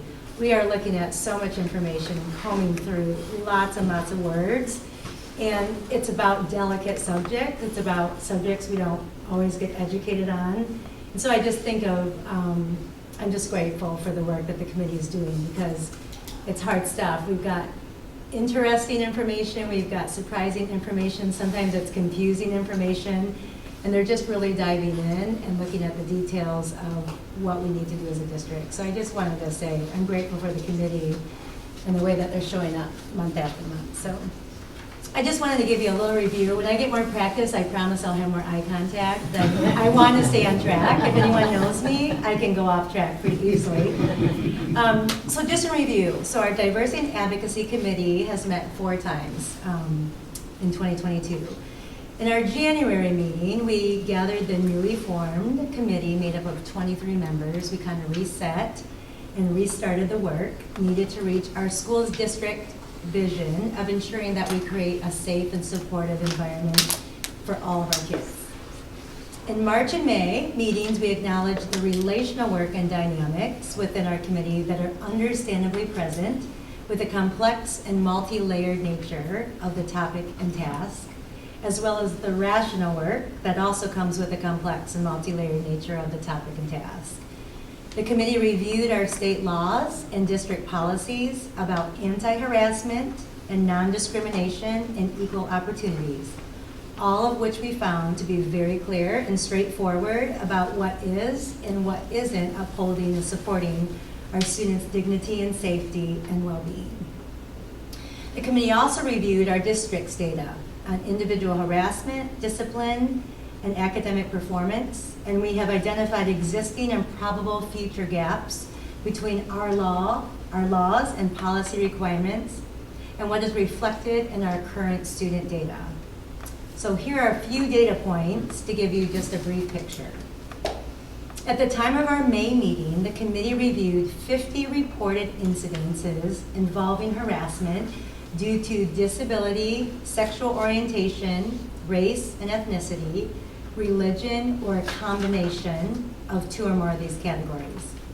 The data show that 4% of reported cases were based on disability, 6% based on religion, 8% based on sexual orientation, and 46% based on race or ethnicity, and 36% based on 2 or more of the categories. Our committee identified clear and existing gaps between our general population of students and the students who place and identify somewhere in the minority category.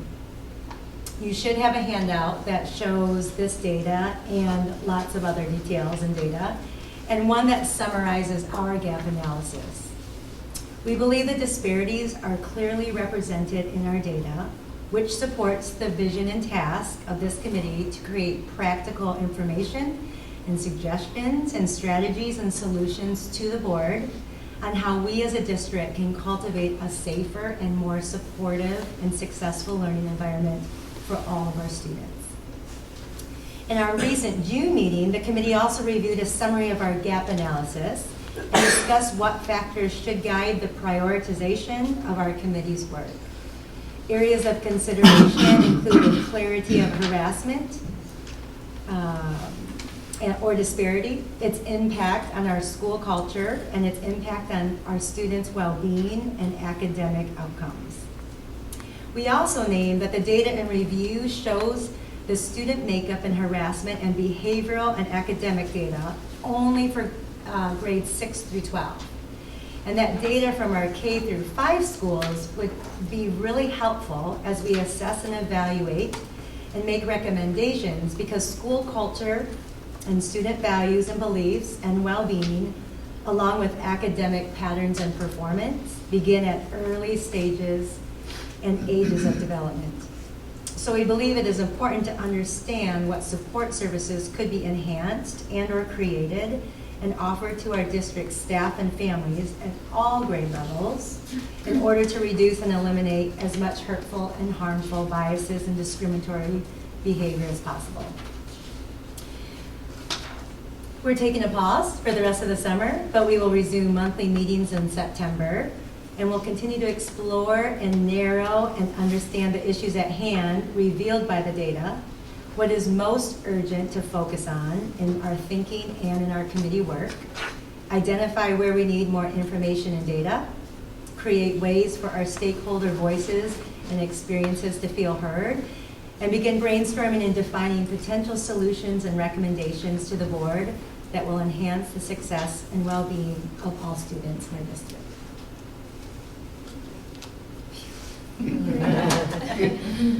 I would just add that Carissa has served in the role of co-leader, co-facilitator for the group and has done just a great job in that role. I also know that some of our committee members are in the audience tonight, and I would just want to reiterate thank you to those who have showed up every month, because it is a lot of information to process. And it's also a topic that has many perspectives and viewpoints. And in looking at committee membership, we were very mindful that we wanted that to be reflective of what we were seeing in some of our stakeholder feedback of just the differences of opinion, but also just to make sure that that committee represented different roles, parents and students of different ages, all of that. And so their voices are just incredibly important as we go through the process. To speak to the process, there is an attachment in your packet that kind of just gives a visual about potential timeline. We are still in that first phase of exploring the issue. As Carissa mentioned, we ended this year with landing on some what we called our gap analysis, or our discrepancy statements with the information that the committee has reviewed thus far. But there was an ask to dig a little deeper into that K-5 set, which is our plan to do in the fall when we come back together. So we have been really mindful that in order for us to really be clear and effective and productive in that brainstorming phase, we want to make sure that we're all articulating and working from the same understanding of what specific issue are we trying to address, and understand really what that discrepancy is between laws and policies and the data that's telling us where we're currently at in our execution of that. So yeah, I just thank you to committee members for their time and participation in the process, and we'll continue to keep the board updated as we move forward. Do you have any questions for us? Questions? Come. Yeah, just patterns are important to me in making decisions, and I don't know how far back we can reach and how far forward we're going to look. But the patterns would be important to me. And along with that, I compliment the committee on, I read every one of the incidents here, 50 you said, and with the exception of one, I was really pleased that they seem to have been addressed specifically, and there seemed to be resolution to each of those. The only one I wondered about was the one on 4/29/22, and it almost seemed to me as if the police should have been involved in that one. It seemed to be threatening. Maybe you don't know the answer to that. Can you find out? They very well might have. Yeah. Been involved. It wouldn't be in the student record. Yeah. But I do know. Well, I don't need to know. I want to be comforted to know that something of that serious nature that the police should have been involved, because there are serious threats going on there. But on the rest of them, and I'm coming to a point here eventually, I like to see problems solved at the lowest possible level. And one of the courses I took in college that I didn't do very well in was called logic. And one of the problems in logic is hasty generalization. And I would hope this committee would avoid the error of hasty generalization, of taking one or two incidents and then generalize to make this a global concern. That was my anxiety over the whole DEIB thing when we were going through that. I felt as if we were taking one or two incidents and generalizing globally. To me, the way to solve problems is what you've done right here. That's addressing them individually and seriously. And I would hope that doing that would bring fewer problems to our board here. I appreciate the graphics that you use, because again, it's all part of looking at something, and you can see numbers, but when you see it in a graph form, I think it stands out. And I appreciate, in looking at the timeline, that in addition to seeing incidences and showing how they're resolved, thinking about as a group, how can we circumvent those even happening? And you're never going to eliminate them, but the idea that is there something that we can do so it doesn't even get to the point where that student has to go to a teacher or administrator. Because the damage has already been done to some degree, even though we do get resolution, which is what we ultimately want for the student who did the harassing. So I appreciate the fact that you're looking at this very mindfully from both ends of the spectrum on that. So thank you, appreciate that. I just had a few questions or comments. Number one, I agree you need to look at K-5 data because that's very important as well. I'm also wondering, and Mark brought this up, how does this compare to years prior? We have for this academic year, but have we looked at previous years? Is it staying stagnant? Is it going up? Is it going down? And then another comment is on the comments that you shared with us, there's 16 that are listed. The earliest one is from February 3rd, but this data, it sounds like we had 50 incidences for this school year. And I'm just wondering why nothing from September to December was shared. Yeah. So of the 50, those were incidences in grades 6 through 12 that met one of the components of a civil rights violation and involved harassment against a protected class. And that was looking at aggregate data just to look at what percentage of those was attributed to which population. The narratives that you'll see were just pulled as incidences that pertain to the topic in a short period of time that may or may not have met one of those civil rights conditions. So it was to pair sort of that quantitative data with some qualitative data to give example of what's happening behind that. But they were not meant to be sort of one-to-one correlation with the 50 incidences. So I could see, I guess the point of the narrative was to provide illustrations of what's happening at the time that it's discussed with the administrator. Does that answer your question? Yeah, it's just as I'm reviewing, because there was a lot of information that was shared. Yes. It just, for me, it's interesting to see the whole picture. Yes. Because the comments that were shared all seem to be related to ethnicity and race. Right, yes. And there was more, I mean, that's not quite 50% of the issues that we had. Sure, yes. And then do we know how our data compares to other like-sized schools? Like, is this, I know it would be just interesting, one incident is too many, but how are we compared to other like-sized schools? Like, when we look at performance data with other schools that are comparable to us, how do we compare? So can I make a quick comment? So not that schools even probably want to share this data. Well, and I can be honest with you, I'm not sure schools enter the data either or address it. Yeah. I use two things. Number one, academic data is a lot easier to compare because everybody takes the same test and they're scored by the same group of individuals. So we can compare with like districts. I remember the concussion information that had to be entered. And at one point, Lowell High School had the most number of concussions they had two swimmers that hit their head swimming backstroke. They didn't do any of their, some schools didn't do any of their football concussions. They didn't put anything in because the data would show, look what happens. So it all depends on who's putting the information in the system. So it's not, I would love to say that everybody's doing it the exact same way, so we can look at like districts and say, where are we?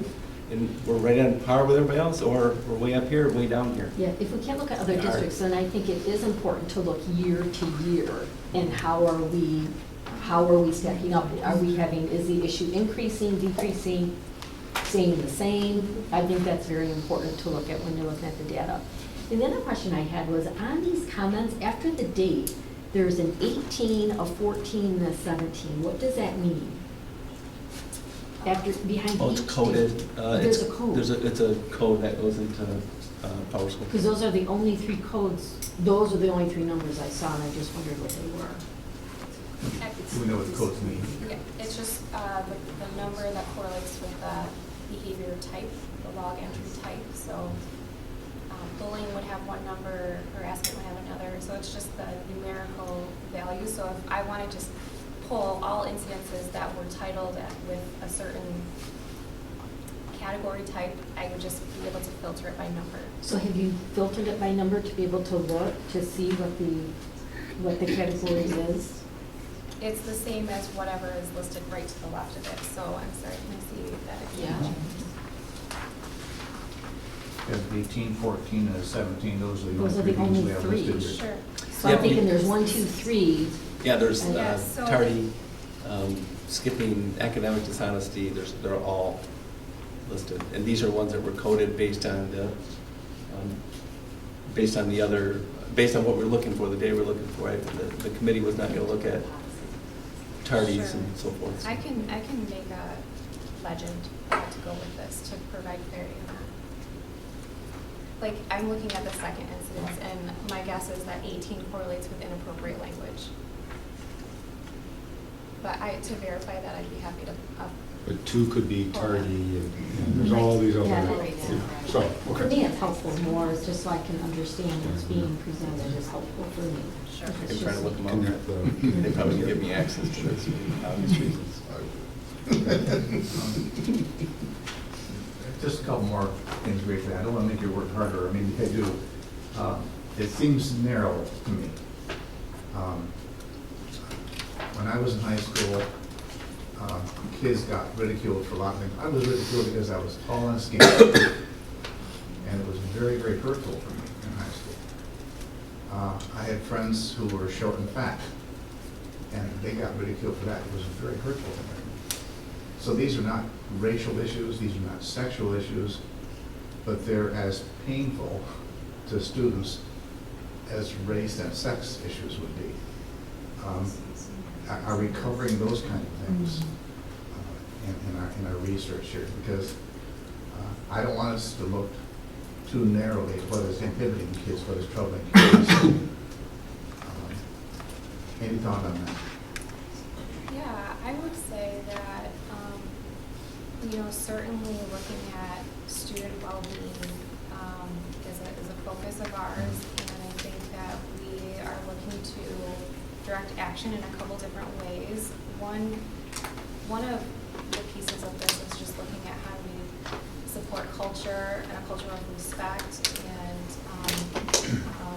understanding how to treat one another, what are words that are supportive and what are harmful. And some of that we hope to deliver through things like our PBIS matrix and teaching expectations.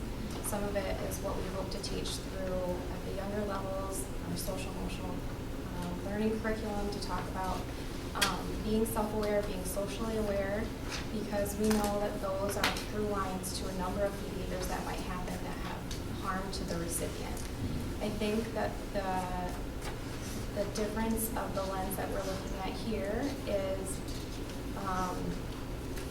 we know that we have these policies and laws that are specific to anti-discrimination and equal opportunity, and we want to use that lens to look at in what ways can we help foster an environment that protects that anti-harassment, and understanding that every student's experience is different, and we want to welcome all students no matter what has caused them harm.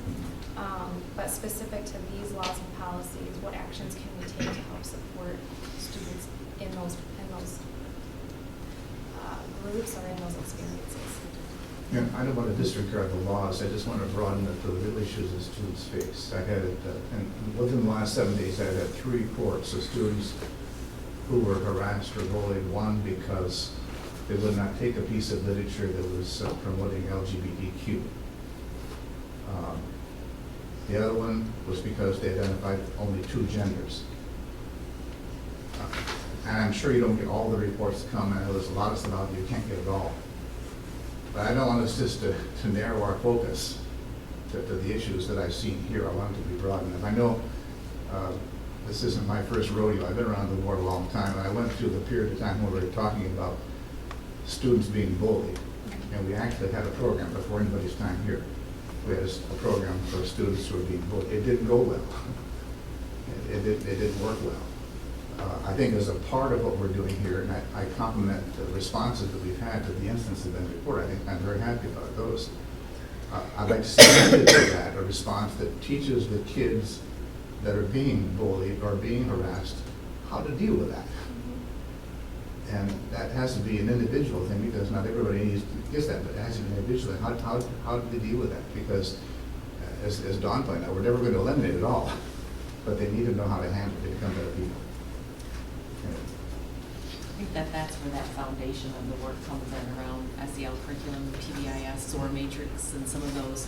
That's kind of the tier 1 types of things. I think that when we look at diversity and advocacy, it really speaks to the federal laws that we are upheld to as a district to ensure anti-harassment and safe environment. So I think that that's the nature of the data that group is looking at, because it's specific to diversity, advocacy committee work and those federal laws.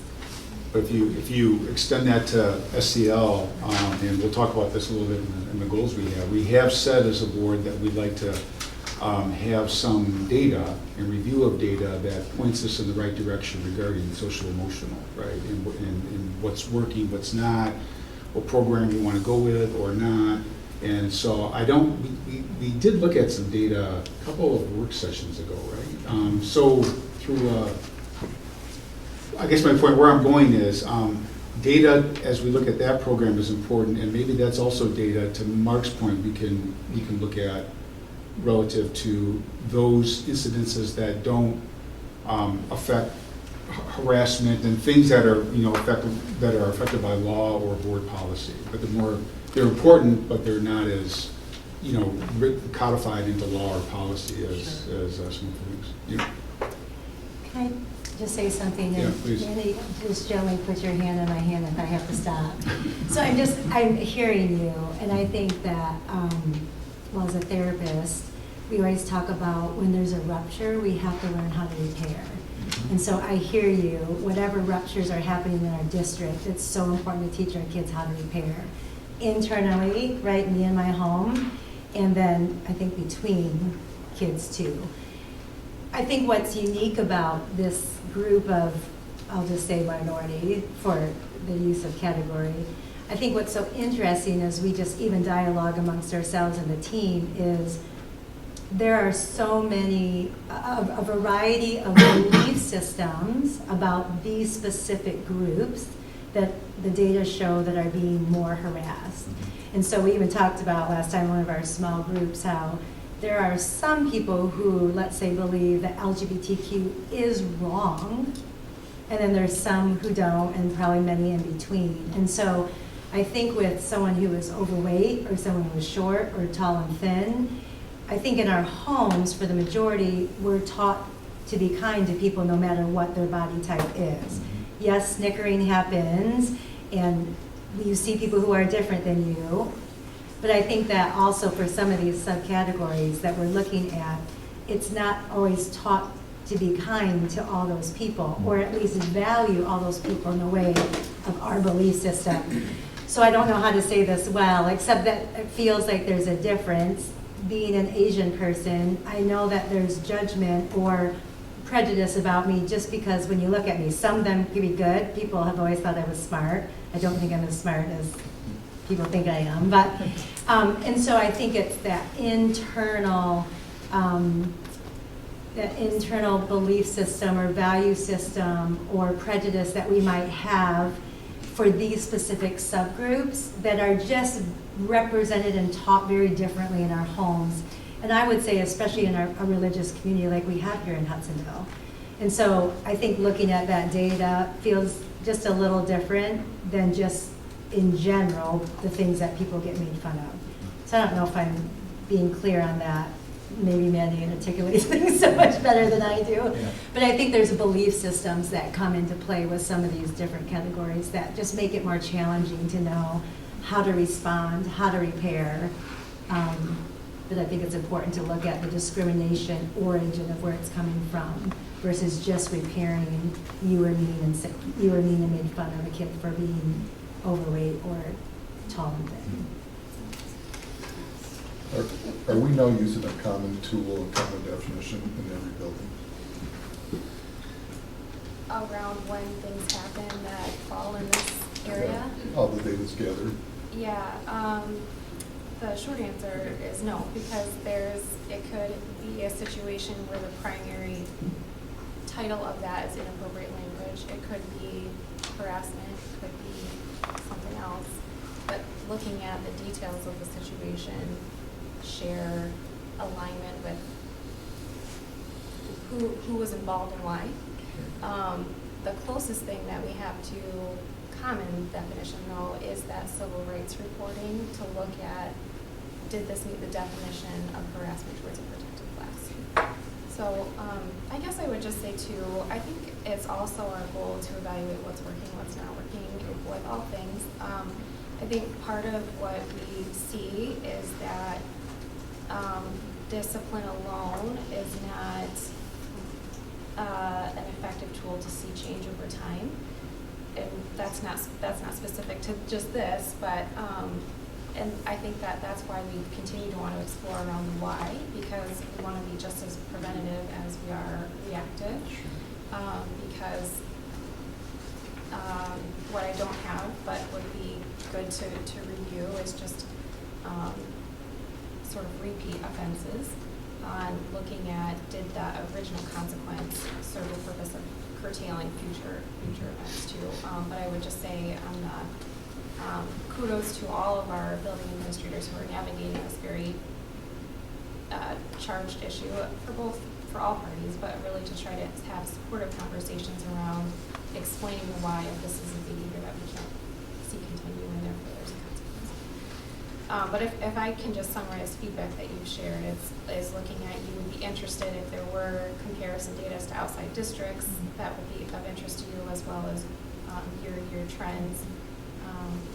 Mr. Davis, I'm hearing you say too, how are we addressing both harassment towards protected classes, but harassment in general? Thank you. And not doing any hasty generalizations. I don't want to be a solution in search of a problem. Okay. I want to identify problems and solve them, but I don't want to treat disease as an epidemic when it's only Can you talk, in terms of the 50 incidents in the report, can you talk about the threshold of what causes it to rise to be one of these 50 versus something that might not rise to being the 50, which is to say, does it require a student to be willing to file a grievance, or an administrator to observe something, or, again, I'm wondering the types of things that might not be captured in the 50 that. Sure. So maybe to just share an example is one of the criteria is harassment towards another person based on these factors. But a non-example would be when we have a student who's using a term that doesn't know the meaning of it and is using it in a social conversation, maybe with other peers, and there's no intended or actual victim, or there hasn't been a person impacted by the words, but yet it's still a behavioral incident that's occurred that wouldn't meet that threshold of harassment towards a protected class, but it would be relevant to understand that it happened and that the administrator worked towards resolution. So it's really meeting that definition of harassment and then including both having a victim that was of a protected class. So you notice in a lot of these, it was, at least the appearance of the snippets that we're reading are either some students overhearing something happening between two other students, or perhaps a student experiencing something individually and reporting it. Yes. But in those cases, I'm wondering how much under-reporting there may be. And obviously, we'll never know what that number is, but it speaks to, in terms of the policies that we have as a district, what have we done to educate on those policies? And to Mark's point of educating people of when something is observed, what should they do about that? And that they should report that. And if there's opportunity for us to certainly focus additional efforts there, but completely respect the work of the committee and appreciate that there are folks helping to wrestle with these tough topics. I completely agree with what Barb said, that even a single incident is too much. So whatever we can do to help create an environment that embraces all students. And I agree with Mark too, of it, even beyond the protected classes, we'd like it to be a welcoming environment for all students. It's interesting when you look at these numbers under harassment, that the harassments for people of disability is quite low, and I don't think that is accidental in Hudsonville, because for quite a few years we have had the peer-to-peer program and some of these other programs who have, for several years, maybe 10, have really tried to work with students to understand the student who's in the wheelchair, understand the student who has ADHD, or understand the student who has Asperger's. And personally, I feel like that sort of education of understanding individuals, not necessarily agreeing or saying this is my belief system too, is part of why those numbers are lower compared to the rest. And I appreciate the work that's been done over the years in the area of disabilities. And I know I had a cousin who had a severe disability. And so for me, I had experience with that. Mm-hmm. And after having that exposure and understanding that, they were just another person to me. And I feel part of what the committee is doing, and I appreciate you doing, is that same sort of thing. Mm-hmm. That understanding and being exposed to people who are considered to be in the minority class is part of our educational process, and isn't a right or wrong thing, but just understanding the situation that person may be in. So I appreciate that work. Mandy, do we know if any of these are repeat offenders? Like do we track, you had mentioned that, do we track if we continue to have problems with the same individual? Yeah, that does happen on the individual student level, just with the administrator working with that student to know what the disciplinary history has been. I don't have a summary of that data to share, but that is, we are able to identify that. What would be interesting to look at too is if we have a couple, a few students that are repeat offenders, that would be interesting to know as well. This is just an observation that I made as I was reading through these, is we seem to call and talk to mom a lot.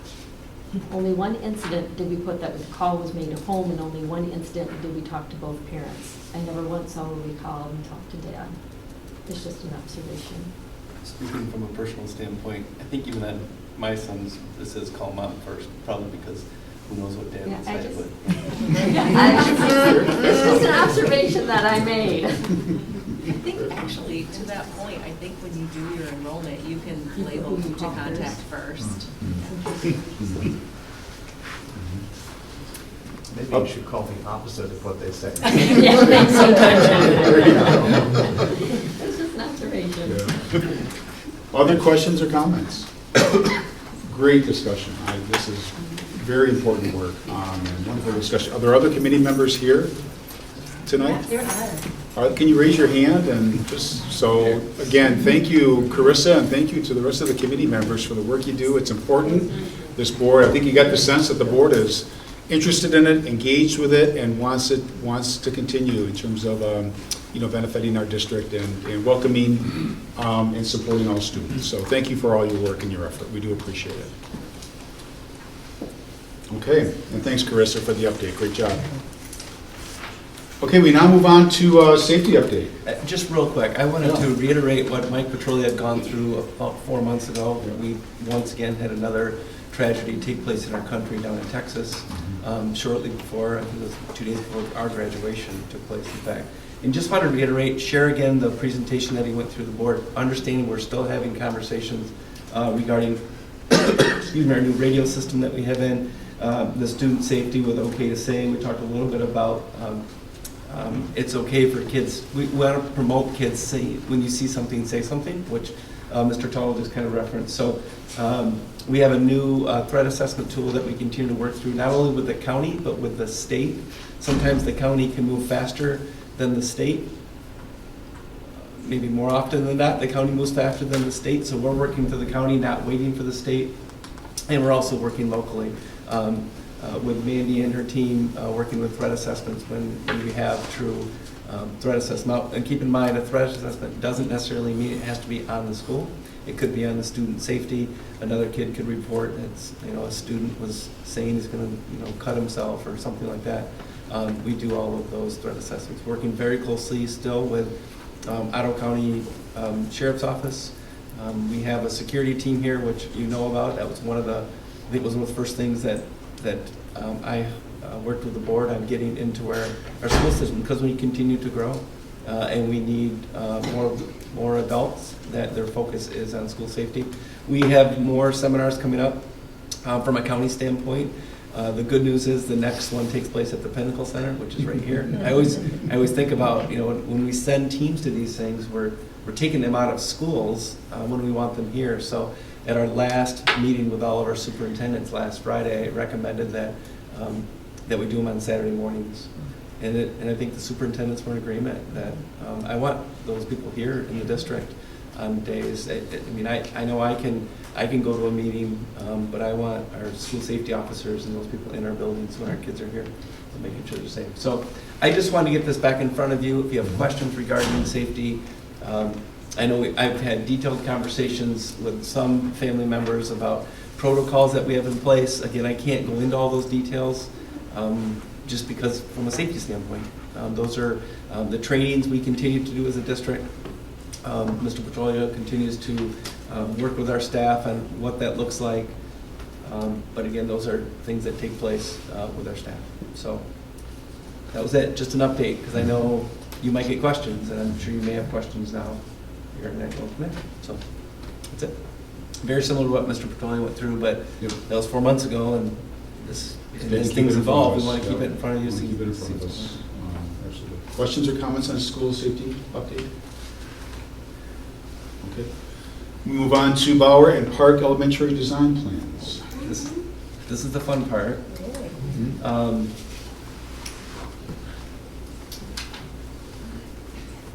I can do this without my glasses. Maybe I can't. I don't remember. Oh, there it is. Okay. While you're pulling that up, Doug, and give a mind on that, just if there are any parents present tonight, or anybody, parents that have questions about safety concerns, they should reach out to you. Please. Yeah. Yep, absolutely. Yep. Okay, so I'm going to take you through real quick. I'm not going to go through all of these. We had these guiding principles that we had for Park Elementary, the ones for Bauer Elementary. I just want to give you that 10,000-foot view. In fact, when we're done with this, we're going to have one more quick conversation. Then we're going to look at the work that you all have approved that is getting completed right around the corner here. So here is the layout of Bauer Elementary, the current layout of the building. When we went through, we looked at multiple options for where to put an additional gym on the building. Bauer is another building in our district that is in the far northwest corner of the district, and there's a lot of room to grow north and a lot of room to grow west. So we look at that as a building that we believe, I know not everybody, a lot of people talk about Jamestown. This is a building that concerns us from a growth standpoint, because at Jamestown we have multiple facilities from Forest Grove, Upper, Lower, Riley. You can even venture a little bit over to south in that area.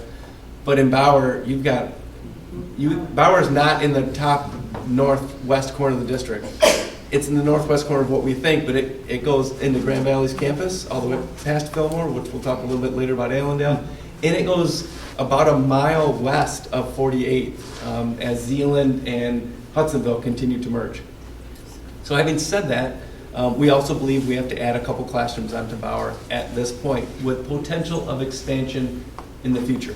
We don't have to expand it now. Keep in mind, all of the fifth graders in the building will be moving to the 5-6 building, so we have time, but we needed to design the building in a way that we can expand it if needed in the future without making it a building that is overwhelming to manage going from there. So we looked at truly at the north end of the building. You can see where it says schematic design at the top. We looked at that area. We looked in the center of the building. We have some, our drain field is in the middle, so that added some challenges. And then we looked on the southeast side, and our recommendation would be to the southeast side to add a gymnasium. You can see in the bottom right-hand side, you have the gymnasium. We have 2 additional classrooms. I think more than a gymnasium and classrooms, the staff wanted bathrooms. It was the biggest ask I think we've ever had with some of these meetings. I mean, they wanted the learning environments, but they really wanted their kids to go to the bathroom. So we added some bathrooms down there. We did add 2 a little bit larger classrooms. I'm going to zoom in a minute here. I'm going to try to zoom in. There we go. So you can see kind of the layout. We have a couple breakout rooms that we're adding into the lobby. Those seem to be not only great for kids, but also for staff that can use them with kids when they meet. We have a couple bathrooms. We do have an art room and another classroom, which are larger in scale, intentionally, because we're adding them on. And then the gymnasium. The gymnasium is identical to Forest Grove and to the one we're going to recommend for Park, and to the one that you see at Allward. The current one at Allward, but the one we're building on the Forest Grove. So Allward, Bauer, Park, and Forest Grove will all have the same gymnasiums. Floor, they'll look identical, except they're a little bit different layout from where the storage is to where the office is, but that's what it looks like. And then there could be future addition farther to the east side of the gymnasium, go from there. We also left this intentional so that we could add classrooms onto the north end if we needed to. So we gave multiple options for adding on. Part of the reason why we wanted to add it here, and I don't know how much, I'm going to show you one other layout here. Nope, it's not on here. But right along this south, see where my mouse is? That is the parent drop-off right here, and it ends about where my little hand is right there. We'd like to extend it here, because right now parents are backing up on 48th. It's one thing to back up on Park, where it's 25 miles an hour. It's different to back up on 48th, where it's 55 miles an hour. Even though it's a school zone, not everybody can read the school zone side. So anyway, so that's kind of our nutshell. It is a little bit, we've added a little bit of cost to the building, because initially we had budgeted for a gym pre-COVID, and now we've had to budget for a little bit of escalation in cost. We believe we did have to bring them down a little bit. They had all some great ideas, but we had to bring it back into the scope. Pat did an amazing job just saying no to a lot of things that we could get it to the scope. So we think this is a nice design for the building. There is, if you look in your packet, you can see a little bit of the design of what the outside would look like. We angled it a little bit so it would be parallel to the parking lot, and then go from there. Questions on Bauer, which is the easier of the conversations tonight. Is the breakout room, does it have like the exterior or the hallway walls, or those glass? So that, yes. Okay. Yep. So you have mostly glass on both breakout rooms. Now the wall, I know there's windows on both. They're not really on here, but then they also have exterior windows, which is nice because it's not you're not stuck in a dungeon working on it. Questions on Bauer? Sorry. I was to say, Bauer has the power. That's Yeah. where I was in kindergarten. Yes. There were 7 rooms. That was it in the gym. We are. We were considered Hicksville back then. We will not be putting that on the exterior. Shoot. I guess you can. It's not my It's fault. just You like guys goes to a wanna do vote. that? Does that take up a lot of the parking lot? This will not be any of the parking lot. It takes up the current softball field that's out there. And we'll have to move the track that's out there a little bit, so they'll still have the track. Yep. Is that why the stakes are out property there right now? goes all the way into the woods quite a bit. Our Gonna property say, over there. So we have some flexibility, but it doesn't go in the parking lot. It's parallel to the parking lot. I can get a bird's eye view on this. It's parallel to the parking lot, so that the parking lot will be extended. Will be additional parking as well as drop-off area for parents. As we make the building enhancements, I know that playground out there's been talked about for years to one of the parent club that's had ideas about what they'd like to do. Is there a way to collaborate on that and enhance the overall playground experience? Yeah, we're having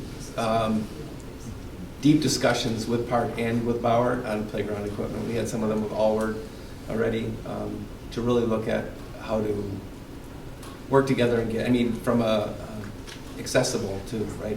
We don't have a lot of accessible equipment to kids in need that might be there. So we're having conversations. The biggest conversation we had about this design was this initial, up here on the north end, we have a playground that sits right up here. And in the future, it might be nice to expand that way to move the playground interior. So it's not along 48. We haven't, and I just always worry about, I don't know, I like to keep the kids enclosed. So we just didn't have room to put the gym in addition on the north end unless we bought another house.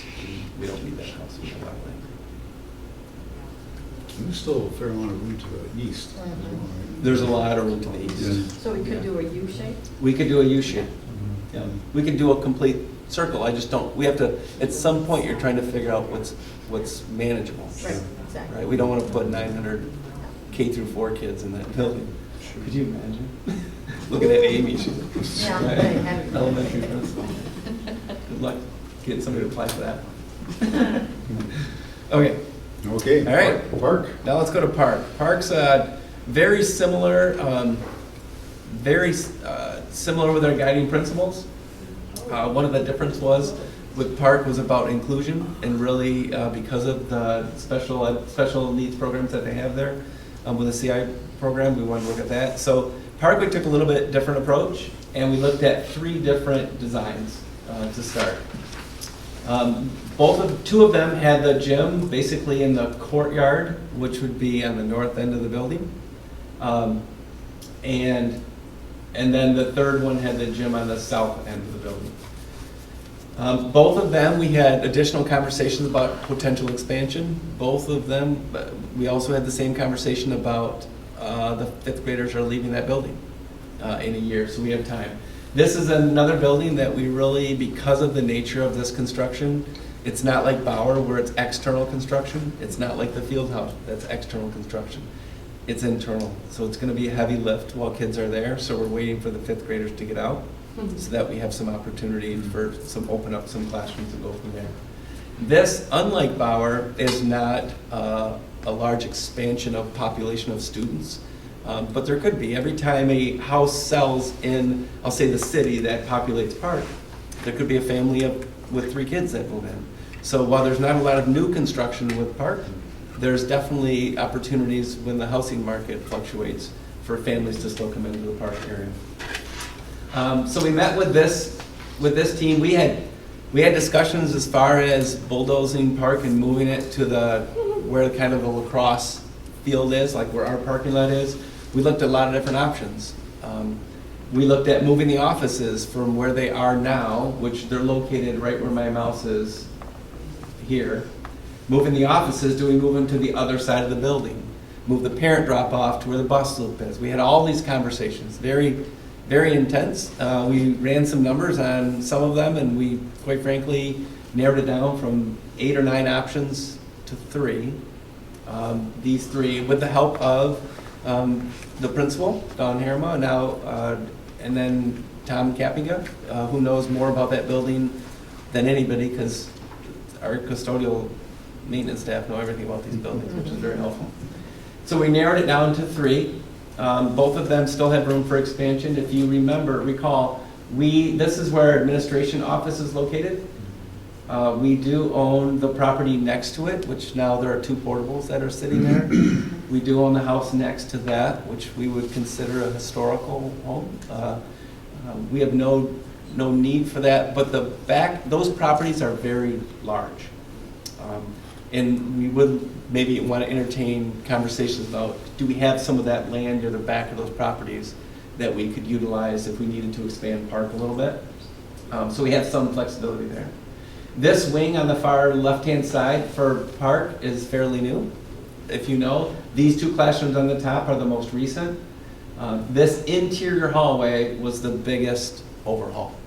And unfortunately, it's the middle of the hallway where kids have to go from one side to the other. So that's why this is probably at least a 2-year phase where half of the hallway in classrooms will be done in 1 year, and then half and the other will be the other. And there'll be drywall on one side, then they'll move the drywall in the summer, and kids will go down the other side of the hallway without utilizing those classrooms till they're done. This might not be done until 2025, and we know it's just going to take some time. We talked about the office layout, we talked about adding the gymnasium, and we talked about really trying to make those classrooms in the middle similar classrooms to what you'd see on the new wing. They were smaller, not just their roof line, but the square footage in the rooms were smaller. So we wanted to add those classrooms. We narrowed it down to this bottom design, and I'll show you kind of a rendering of what that looks like. So there's the current facility, what it looks like. And then here's what the new design will look like. You have the gymnasium at the bottom. I'm just going to get up here and talk because it's easier for park.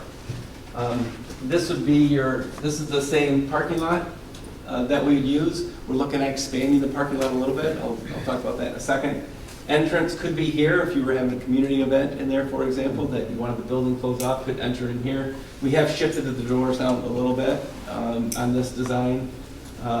We've added these, when I say added, this actually has one fewer classroom in this area because we've made these classrooms larger. And they currently go to about here, now they've been expanded, and they're a little bit wider. We have breakout rooms here. There's a media center on the north end. This is a brand new corridor that goes out. There is a corridor, but it's going to be new. When I say new, I'm saying this whole area is demolished. Nothing's existing in there that we keep. And then we build all this. Gymnasium here, again, same layout that you saw at Bauer, same layout that you saw that we have at Allward, that we're building at Forest Grove. You have the media center here, staff planning, and your staff lounge will be there. The offices, we flip a little bit. We have some offices there for ancillary staff that can work in their offices, plus you have breakout rooms that staff can work with students in a very similar format. The cafeteria remains where it is for loading, unloading. The main reason why I want to put this down here versus up there still is a playground on the north end we'd like to utilize. We'd like to make some modifications to it. We talked about playground equipment. Similar to park, and it's maybe even a little bit more of a heavy lift at park with their playground equipment. But we don't have anything down here that is taken away from a playground standpoint. So you have kindergarten playground is on the far side. You have 1 and 2, first and second is here, and third, fourth, and fifth go out here for play. That will just modify a little bit when fifth graders are not out there. So that's an overview. Am I missing something, Pat? No, just, you're to talk about the bus loop in the parking lot. Yeah, so the bus loop stays the same where it is in the back. We have been working with the city to talk about, so if you look at Hughes Park, that is a site that the Hughes family donated to the city where there won't be any construction on it. However, the field closest to Park Elementary has a large green space behind left field for one field and is behind home plate of the other. But it's a large area that's parallel to our parking lot, and it would be parallel to Park Avenue. I want to say Park Avenue because it's a monopoly, but yeah, so Park Street or Park Avenue, whatever it is. So we've been talking to the city about can we work together and potentially expand the parking, which will be used for the community on softball nights or events at the park, and then we use it for school during the day. And I don't know if they have any events on those fields that take place during an academic day for the school. But it would be nice, quite frankly, for some of those fields, if you need handicap access, you're going quite a distance in the grass to get there, and it would be nice if we can work with the city. So the city's in full agreement. Pat and the design team have come up with some designs that we'd like to share with the board once we kind of finalize. And the city hasn't seen anything yet, so we'd like to finalize that to expand that parking a little bit, which would expand the parent drop-off, which would then reduce the number of cars. I think it adds 18 to 23 additional drop-off spots. And I know I want to get my kid as close to the road as possible, but at some point we just want to queue the cars so that they're not backed up on Park Street. Yeah. Questions? Oh, we did have the design in here. I guess you did see it. So here's kind of a rough design. This is the field. You see my mouse? This is left field. The city's already talked about putting some kind of netting up there because I, for one, would not park right here or even here. And if you've seen them play softball, I probably wouldn't park over here or here either. Some of those guys crank the ball out there. So we owned this property here that there was a house on a couple years ago. So we're going to move the drop off a little bit, separate the in and out of park, add additional spots to park. We have some islands to help kind of traffic flow. We want to add some additional parking here for handicap accessible that are close to the door. Here's the new gymnasium where it would fall, so you can kind of see what the layout will look like, and go from there. Questions? So starting this, what's the timeline on this one? So yeah, so both of them, it is June. So both of them, the idea is to get the design complete, recommended to get ready to go for bid in the spring. We might go to bid a little bit earlier for Bauer, maybe late winter, or even early winter. And then Park is just, there's a lot of moving parts. So we gotta get right. So we can't really do anything with Park until we get the 5th graders out. So the plan would be to go to work on this in the fall of '23. With Bauer, we could start a little bit earlier because it's external. For example, Forest Grove, the footings went in for Forest Grove for the new gymnasium. We had a little bit of a delay from the state. There's now one person at the state that approves some of these projects, so it's taking a little bit longer from the state standpoint.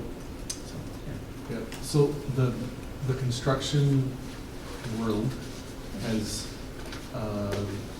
it's kind of, because there's so much summer construction that kicks off in the Grand Rapids area, it's not just schools, there's just so much pressure. If we can hit a design and bid timeline that would allow us to start Bauer, similar to Forest Grove, in the spring, they think we're going to get better pricing. And they also think we'll get better pricing if most of the work on Park really starts in the fall of '23. So spring of '23 and fall. And we're trying to lead the design teams and we're trying to lead everybody to that. We've acknowledged that it'd be nice for some of the work at Park to start, like the site work to start in the summer. But it really comes down to what's best for the construction climate, because we've had so much price escalation. So that's what they've advised us. OAK's advises if we could somehow kick off a project in the spring and another one in the fall, we're going to see better pricing, versus most of the construction work in this area is really tough in June, July. Really hot in those times. So they think we'll do better on bid day, those 2 windows.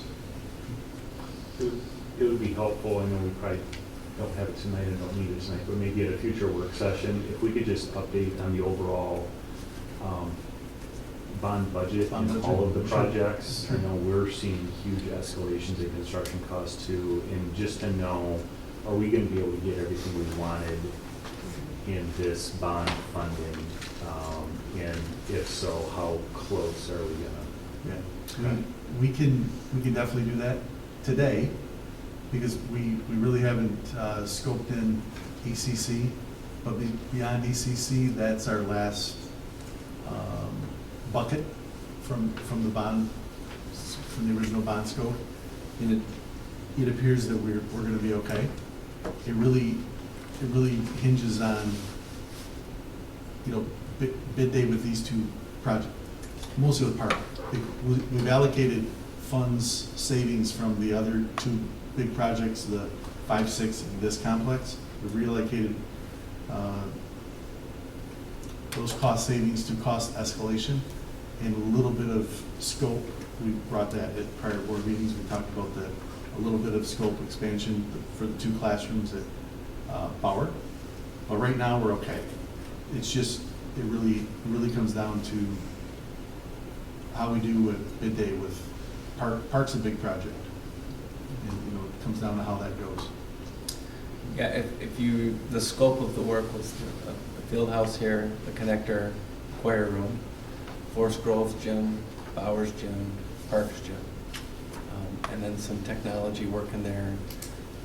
And the last project was really ECC. Once wrestling gets out of that facility, can we turn that into academic spaces to go from there? It wasn't a ton that was earmarked for ECC, but there's some money earmarked for that. We're not going to get done with this and say, you know what, we can't afford to get to ECC. I think we'll still be able to get that done. But we have had to have some conversations about we can't just spend because you're not the last one on the list. We were kind of, when we met with staff, because of both buildings, we met with staff, and then we had a key group that we brought in. But some of them were like, hey, if we do this before the other building, we can get what we need, and they're going to run out. So we still have that stuff earmarked. Pat's done a great job with his team on saying, okay, with escalation of costs. If you remember, on bid day savings for the main project, which is close to 100, I'm overgeneralizing, but we basically sold $100 million worth of bonds, and we saved the last 40 for later. When we went to bid on this campus and the 5-6 building, we saved about $9.8 million. We had to use some of that to get these projects going, but that was the nice thing about it. Because of that savings, we could go after and say, look, we can still do these things. And some of the control systems, I think the board approved. I think we had earmarked $500,000, and the board approved going up to $5 million on some of this work to get that done. And that's even being brought down a little bit because not everything has to be done. So that would be nice to go through a budget standpoint and say, okay, here's where we are with the projects, here's how the prices have changed, and here's where we're going to be cautious and how close are we. We can do that, definitely. Other questions on Park or Bauer? Comments? Okay. We move on to branding. I'm going to ask Stephanie Fast. I think she's back there still. There she is. Stephanie's done a phenomenal job. Not only, we have 2 branding conversations taking place at the same time. Stephanie's going to talk about district branding, but we've also had intense conversations about high school branding. Because as you know, we have marquee signs, we have signage going up at the campus, we have directional signage, we have classroom signage. And we're looking at sometimes 7 different fonts on different venues around here. So we're trying to standardize a lot of this conversation. So I've asked Stephanie to say a few things about where we are with branding, so you can get an understanding that this work has to take place also, so we can have some consistencies. We're not changing our mascot, to be clear. I mean, it's an eagle, and it's the same colors. But as you know, I've seen different variations of the eagle. Some have a white eye, some have a yellow eye, some have gold, some have maize, some have yellow. Some of them have the eagle wing is missing on one. There's all sorts. We want to have one consistent logo. So I'll turn over to staff to say a few about branding. Thank you so much for allowing me to speak this evening. I'm super excited to be at the adults table for the first time. I thought about maybe pumping you guys up wearing the mascot, but my cartwheels aren't what they used to be. So we'll keep it simple so that you can get on to your tour. We were able to establish a group of stakeholders to just have some conversations surrounding what Dr. Vanderjack just shared. These are very minor, small changes. We're sort of referring to it as a branding refresh. It's certainly not a redo, and refresh is probably even stretching it a little. We're just talking about establishing a branding guide so that our staff, our PTOs, and other stakeholders that may be branding items for Hudsonville Public Schools can have a common document that they can all access so that we're all on the same page. We know that we have a wonderful brand here and we have a wonderful logo, and it's part of our community. It's part of the placemaking here in Hudsonville. And so you have a wonderful thing going, but anything can be improved, and this is just about making some small tweaks so that we can make it even better than it is. So mainly we're talking about addressing what maze is the Hudsonville maze. Is it this variation? Is it that variation? So it's putting everyone on the same page with school colors, with the logo, and with fonts, whether that be letterhead, business cards, email signatures, so that when we are out there in the community representing our brand, we can be as consistent as possible to strengthen our brand. So we worked with Andy Marquis from BSN Sports, and through our relationship with BSN, who provides our jerseys, we were able to access Varsity Sports, who has a program that is called Varsity Brands Impact Program, VIP. So we're getting the VIP treatment. This is offered to us at no charge, although it is valued at $15,000. I was excited about that. So they are going to take a look at our logo. They are going to ensure that we don't have any copyright infringement problems with our current ego.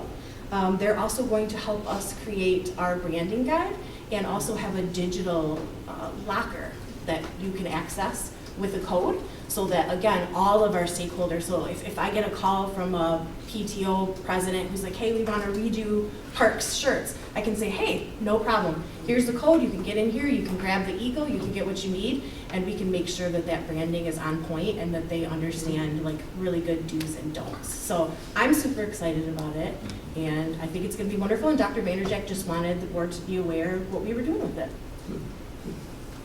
Now, are you looking at the H and the Hudsonville, in addition to the Eagle, are we looking at the other? So that's an excellent question. The VIP package comes with 6 word marks. So we will be getting word marks, and we're going to be having further conversations around, do we have a athletic font versus a academic font, and some other conversations like that as well, yes. We had students that we met with in several of these conversations, and they don't think about it.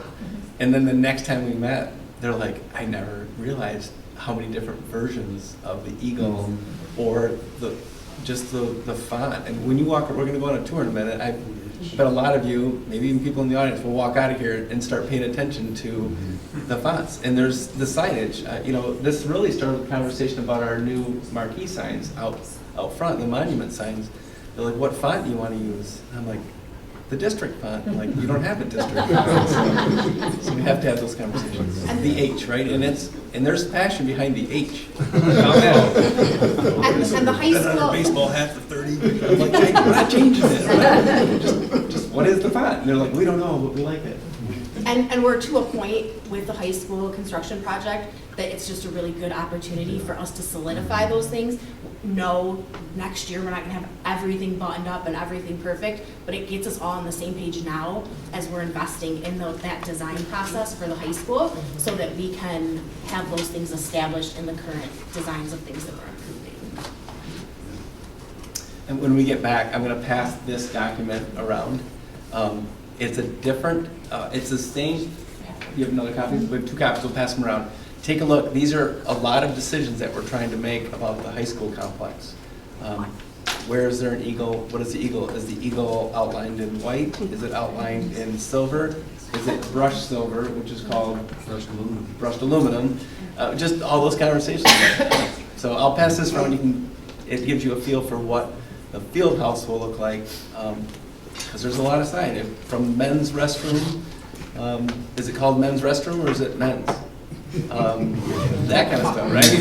It sounds good, but it's true. I mean, what does it look like? Is it the training room, or is it the training facility, or is it trainers? I mean, there's all these conversations. I'm like, I don't care. Just put it. Nobody notices until something's bad. That is correct. Right. That is correct. The other thing is flexibility. What are we doing that is permanent? What are we doing that we can pull a decal off?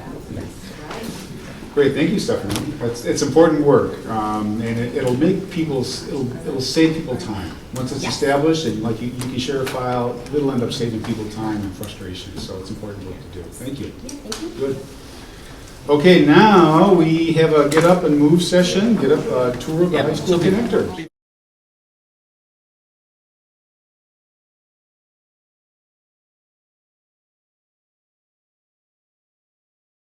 Hey, thank you for the tour, Dr. Marinjak. Good to see the progress. And okay, next up we have anything else you wanted to add on the tour? Any final comments or anything else you want to cover? Okay. Next we have superintendent goal setting. So I sent out some emails over last Friday, I think, over the weekend, regarding timeline and preliminary version of goals. And per the timeline, I'm not going to hand out that timeline again, but the key dates there, just to remind the board, this meeting I wanted to at least take the first step in aligning on goals. If we have to revisit them one more time or give additional feedback, that's fine. September 26th work session, review status toward achieving goals. October 24th, MASB evaluation training. So Jay Bennett will be back to do training for the board at that time on the evaluation. 28th of November, facilitated evaluation review. Jay Bennett will facilitate the review, so we're all aligned and good going forward. And then right now I have December 8th as a regular meeting for public evaluation review. So if you have any thoughts or questions or comments on that timeline, let me know. And then what I've handed out here are the goals. Couple things. Anything in red is a change from the initial goal that I sent out. I did add metrics in there, again, a proposal, and then dates as well for those metric completions. So, what I'm going to do here. I'll go through this kind of let me go through these, but not dwell on them too much in the interest of time. I know it's getting starting to get late here, but the student achievement one at the beginning, in my time on the board, and this is prompted certainly by the student growth and achievement section in the evaluation, but in my time on the board, we've always struggled with what to put in that section for student growth and achievement because the state doesn't define that very well. They don't say, okay, here's what every district is here's what you're going to measure on. They don't define it. They leave a lot of discretion to the board. But more importantly than that, I view that as an outcome of, I'm proposing that we as a district, and Doug and I have talked about this a little bit, that we define what's important to us in terms of student growth and achievement. And you can see I put some examples down there: SAT scores, third grade reading, M-STEP performance, number of AP classes and students taking them. Those are thought starters. Those are not my firm proposal. But part of what made me think about this was some of the struggle we went on the evaluation last year. Part of it was I go out not infrequently look at other districts' information and websites and see what they're doing. West Ottawa has on their site, they're very clear about what their student achievement goal markers or goals are, and so they list that out very clearly. Now a lot of them are tied to a recognition they got from an organization, which is fine. But so what I'm proposing here is that Doug and the administrative team come back and say, this is what we think is important for us from student achievement.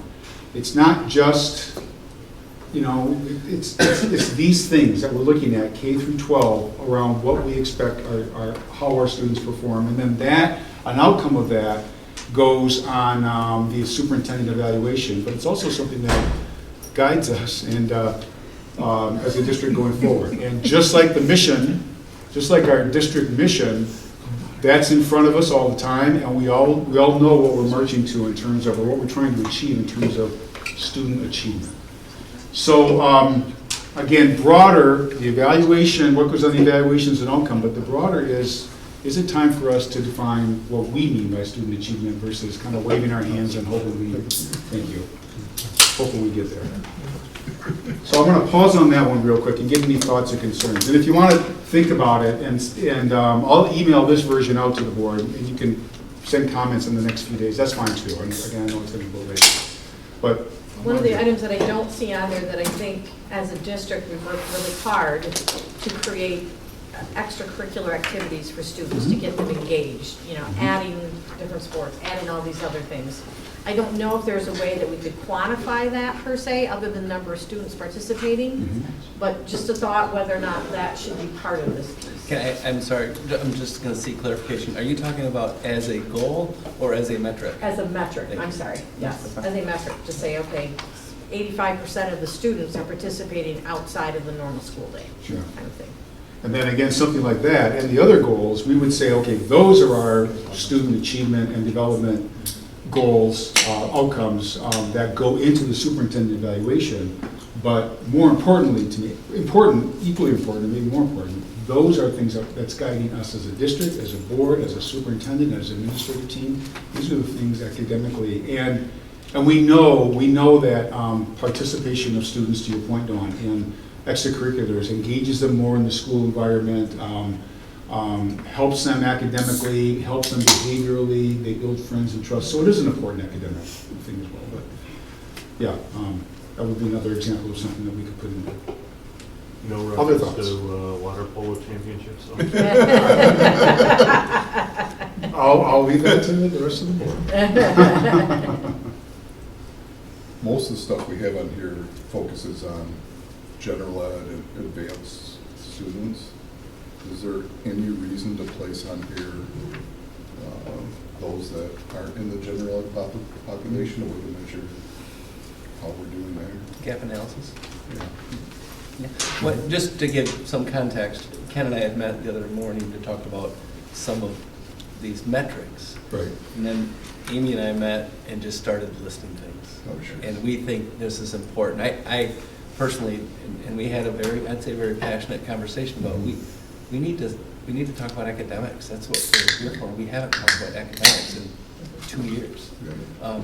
So I would like to get in front of the board with, these are things, and some of them I can show you once a year because they don't change. SAT scores, right? But there's other things that will change, and we can look at trends. We can look at, we need to talk about 6th grade math scores. We just do. And I want to get into those conversations, and I really think, and Amy and I had a long conversation about this, about I think every meeting there should be, you should see these metrics and where we are. And I'm not saying they're tied to anything other than that's what we do, right? So I just think we can do some of that. So the objective there, the goal, the first step in that is the administrative team under your leadership, coming back to the board and saying, okay, here's what we think those metrics ought to be. And to me, it's not 30 of them. It's 10 or something like that. What's that dashboard of those metrics look like? And there'll be some that are constant and some that maybe change. I know many of us in the work environment have those similar sort of dashboards that we operate. I mean, there's 6 things that we can measure our company performance on. And if the company's going bankrupt, if the company's making money, if the company, from looking at those 6 metrics, how the company's doing, and how the company will do in the next quarter and the next 2 quarters. So, and I'm not saying 6, but it's not. But again, it's not 30. It's a focused number that keeps us energized and focused on that. And it might. And I don't want to. I'm sorry to interrupt. It might be 30, but there are focused times of year that we have conversations about. We're going to talk more about MSTEP testing and SAT testing in the spring. That's when we get the data. That's when we have it. We're going to talk a lot about maybe AP opportunities and enrollment. Maybe we'll talk about gap analysis in the fall when we're coming back. There's some of those metrics we can use and see, and some will be like, hey, this is the time of year we talk about these things. Yeah. So does that make sense? This approach makes sense. Focus on academics. Let the administrative team ask the administrative team to come back in early August and say, here's the academic metrics that we're going to focus on in the coming year and carry it forward. And it goes on our website and reviewed in board meetings and in. I know we haven't talked about this. So the goal is what's in bold in the top of the green section. That's the overall goal, and then the lighter font is sub-points to the goal. Yeah. And again, that first one are more examples, but I just the goal itself is identify metrics to track the academic achievement and growth of the. and there's probably some wordsmith, identify and then measure performance too. Actually, now that I'm thinking about it. Okay. The next one, book guidelines. I know we've had a lot of discussion about that. So I took, again, input from a number of board members and tried to consolidate it into this. Tell me if I got anything wrong. Continue to evaluate and enhance district book guidelines to ensure books are appropriately reviewed and managed. Again, actions to achieve that goal or objectives to achieve that goal. Determine how to communicate books added to the building in classroom libraries, which may require parental approval. To use or check out, report on the number of parental approval requests that go to parents, along with the number approved and denied. Establish a means for informing parents when their child checks out a book from the classroom and building libraries and provide content, overview those books. And then you can see the metrics, the actions or the metrics tied to those, and then the dates tied to those metrics, first getting them in place and then ongoing measurement of those. So, Doug, maybe you want to touch on number 3 on that one to cover what you and I talked about a little bit the other morning. Yeah, I think the goal is, if I'm being candid, I think the goal is appropriate. I would seek clarification on maybe some of the numbers below. Yeah. Because I think a goal is evolving, right, with conversations and the environments that we have that we're dealing with. The third one there, I don't know what it was. I know it was just a bullet earlier, maybe a number, but Amy and I have been working on a way that we can continue to monitor, and our parents can be involved in what their kids have access to on a regular basis. And we've talked to districts that have done different approaches. And we'd like to try to get a system that in some way, shape, or form, every book that you would see on the shelf here, if your student were to sign it out and go up to the counter and scan it in, the parents would know. I'm not going to say they're cheap, but it might be the right thing to do. So we want to work with the district librarian, have conversations. Is there a feasible way of doing that? Because not only do you have all of the books in here, but in the classrooms, and it'd be the same system, right? So if you were in a 6th grade English classroom and your kid signed out a book, you would know. The teachers would have a scanner. They would use it, whether it be a phone scanner or a regular beeper, I don't know what they're called. Scanner, I guess. Kind of a system. So we've been exploring some ideas and what that might look like. But I do think the overarching goal is spot on. We need to continue to evaluate our process that we have in place, not only for evaluating books we have, and we've talked extensively about this, about how books get in the classrooms too. And I know our book guidelines outline that process, which we didn't have a year ago, but that doesn't mean they're done. It doesn't mean that we shouldn't reevaluate where we are, and do we need to make modifications, not only to the review process, we're going to talk a little bit about that later tonight with the policy recommendation, but about how books get in. Yeah, which is that first metric I've got there. So, and it's an action more than a metric, but provide approach for how parents will be informed of new books and review that with the board. So, to your point, when new books come in, let's make sure we're aware of those. Is there a way that those are vetted, as we've talked about?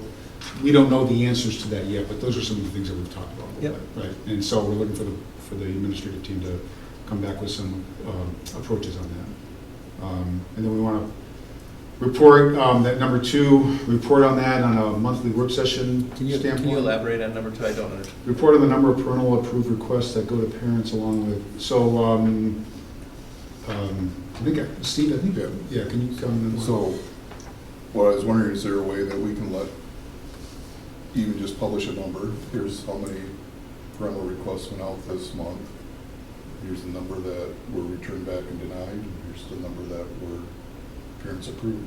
So every junior has the form that's sent home. Yep. So it's 580. How many were returned that said, I can't read X number of books, or this book was on that list and 12 parents said no? Is that what you're asking for? Yeah. Okay. I got to wrap my mind around. That's why I just didn't. No, I didn't know, because if a parent, does that mean if I'm a parent of a high school senior next year and I don't get that form because my son's not in there, but there's another book I didn't want him to read, would that fall under that?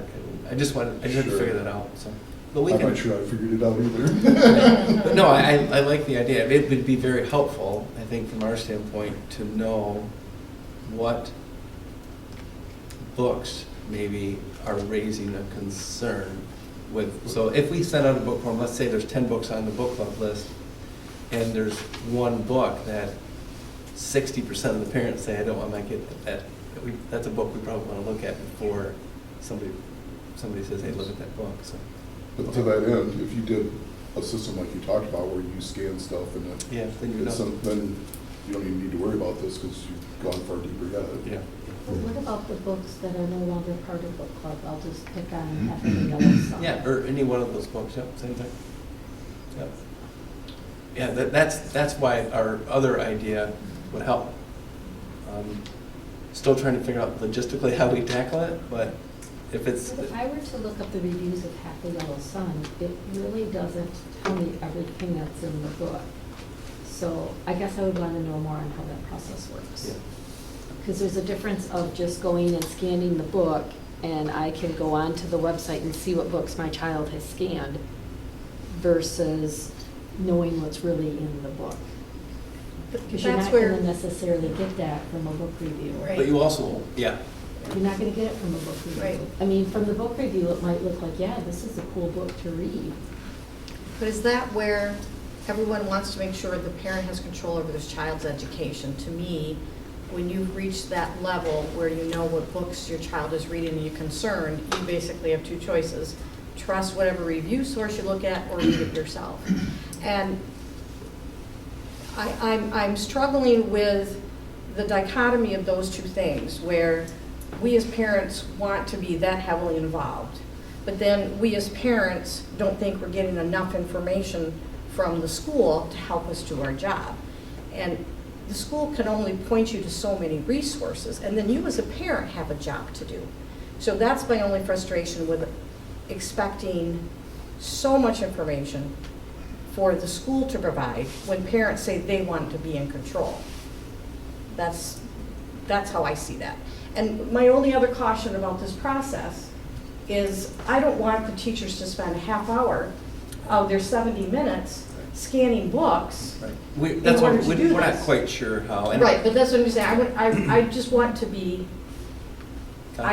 fair to the teacher who has a lesson to get through, and making sure that whatever process we put in place doesn't reduce the amount of education that's happening in that time period. So that would be my only caution. I think to get back to your question too, Barb, I think there's, I think the main hurdle I think that we faced, that we talked a lot about, was parent understanding notification of what their kids were reading. And at some point, we do have to turn over to the parents to make the decision on what they feel comfortable with their child reading. How they get that information, I don't know. There are going to be multiple sources that they get it. Some people might have an educator in the family that they're going to ask about the book. Somebody might have read it in their past. There's going to be multiple ways that they'll get that information. But I think our biggest hurdle to start with was we didn't truly have that sign-off like we had expected. And we've tackled that problem. We didn't have a clean system for how books were getting into our district. We've tackled that problem. I'm not saying it's perfect. That's why I like the goal of continue to evaluate and reevaluate our systems, where for 20 years we probably didn't. And so nothing's going to be perfect, because we might even have different definitions of what's acceptable for our child to read. But as a parent, if I know I have somewhat knowledge of what they're reading, and control to some degree, right? I guess it has to be out there. I mean, some kids are 18. Some will argue that if you're 17, you still have that decision to make, not the parent. And we have a system for how books get into the classrooms. I think we've done a much better job than we did a year ago with the process, but I don't think we're done. No, because yes, we can develop a system of what comes in, but what do we do with what's currently here? Right. I don't know what's here. No, but I think our parents want to know what their kids are reading, and we've heard that parent choice, right? We heard that loud and clear when it came to masks, even parent choice. If you can get number 3 up and running with some sort of content review in it, then that would go a long way toward what's here, what's. So the question is, can number 3 truly get up and running? So I think it can. I just don't think it's not an overnight thing. So I'm glad we have our processes in place. We did talk to a district they're trying to tackle it and trying to get it done in about a year and a half. Yeah. It's going to take time. So I'm glad we have the other processes in place. But yeah. Okay, well, A lot of work to be done. what I've got down, we don't have a July work session, so what I've got down there in the August work session, again, let's review what you've learned, what the team has learned, and what that would take to get number 3 in place. Because if number 3 gets in place, then then it really addresses number 2 and number 1. But let's review it, let's review and see what we got, and if we can't get there for a year and a half, what are the intermediate steps that we can take to meet those. So, does number 2 also include, or does the book review guidelines already call out when a parent, separate from just the approval forms, when you have a parent who follows the book review guidelines and files a form objecting to a book, is there a reporting mechanism back to the board on that as well, or can that be included in this, that we would know if we had 1 or 2 or 4 books requested to be reviewed by the district as perhaps containing objectionable? That is part of the book review guidelines that I would report to the board, what probably increments, right? This is the number of books that we've reviewed at this time. okay, we'll move on to the next one, social emotional learning. Evaluate SCL methods based on completion of the pilot. And then the collection and review of data on behavioral improvements and staff preferences, i.e. the survey, or some version of that. And then based on this data, set the direction for SCL actions, maintain the program, cancellation, whatever that may be. So I've got down there a mid-year assessment of status and data in October, a year-end assessment of data and recommendation in May, April, May, somewhere toward the end of the year. So, any thoughts, comments on that one? I thought originally we were going to look at it like in December, January. Is that what I couldn't remember, to be honest. It Is that wasn't what the full year. We do have to make some decisions by January. Okay. Because of the direction. Okay, so we're going to. If we're going to change, we'd like to do our research, right? Okay. Well, I'm just wondering, this says set a direction, but I'm wondering if it's recommended direction, because it isn't it our job to set the direction? It is. What does it say? Set? Oh, yeah, yep, you're right. I think I need to probably remove the mid-year assessment and just have the year end in December or January, November. Good. We probably will still get periodic updates on where we are with whether it be professional development or staff feedback. They've done a phenomenal job with their PBIS team on really looking at some of the challenges, maybe pitfalls that they experience, and how to make it better. And the last one, construction, complete plot projects on time, at or below budget, and achieve the objectives that were set forth. No, some of there's which no were some. way. You're either going to be done on time.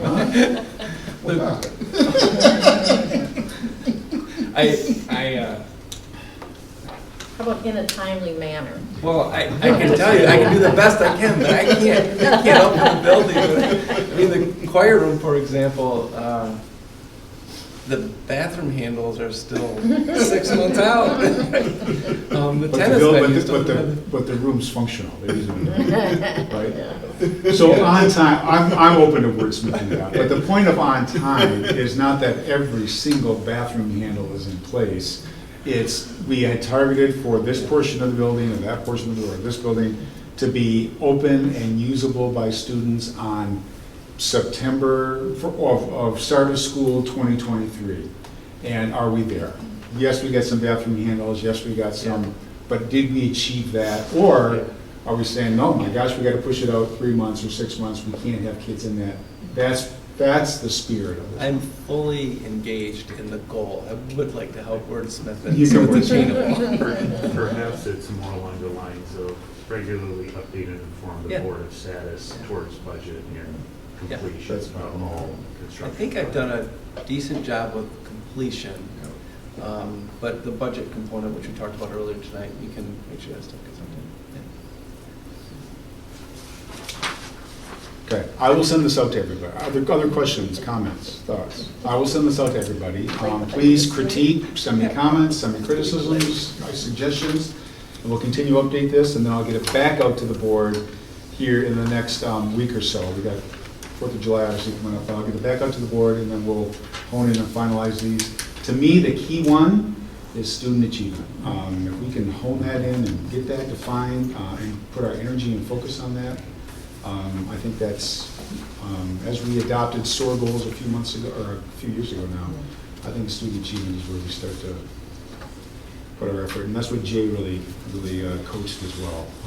Those districts that are measuring achievement, tracking achievement of the districts that continue to excel. Would you possibly be able to go back and verify too, when we did the superintendent evaluation, Yeah. we had talked about the increments at which we were going to do certain things as far as informal evaluation, that sort of thing, and I'm a little bit muddy on that. And maybe that's what this is, this, the rubric, this calendar that you did? Oh, yeah, yeah.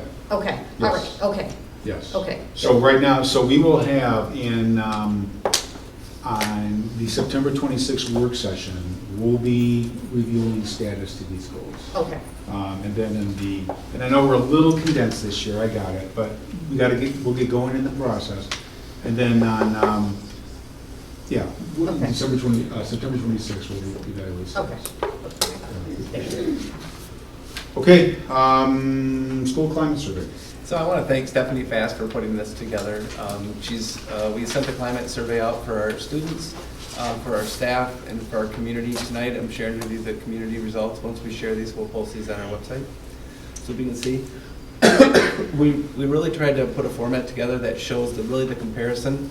If you look at the fall from 21 to spring, we don't normally do these twice a year. Normally we do them every 3 years when we look at strategic planning, but we thought it'd be a good idea to get a pulse for where we are from a district standpoint.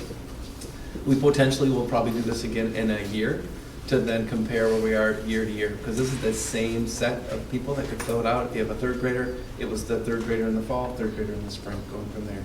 A few more responses this past fall than we did in the spring, but if you look at the overall data, nothing really stood out to say, wow, things drastically look different than they did in the fall than they do in the spring. There were some areas, and of course you can imagine, based on different times of year, different events happen in a district.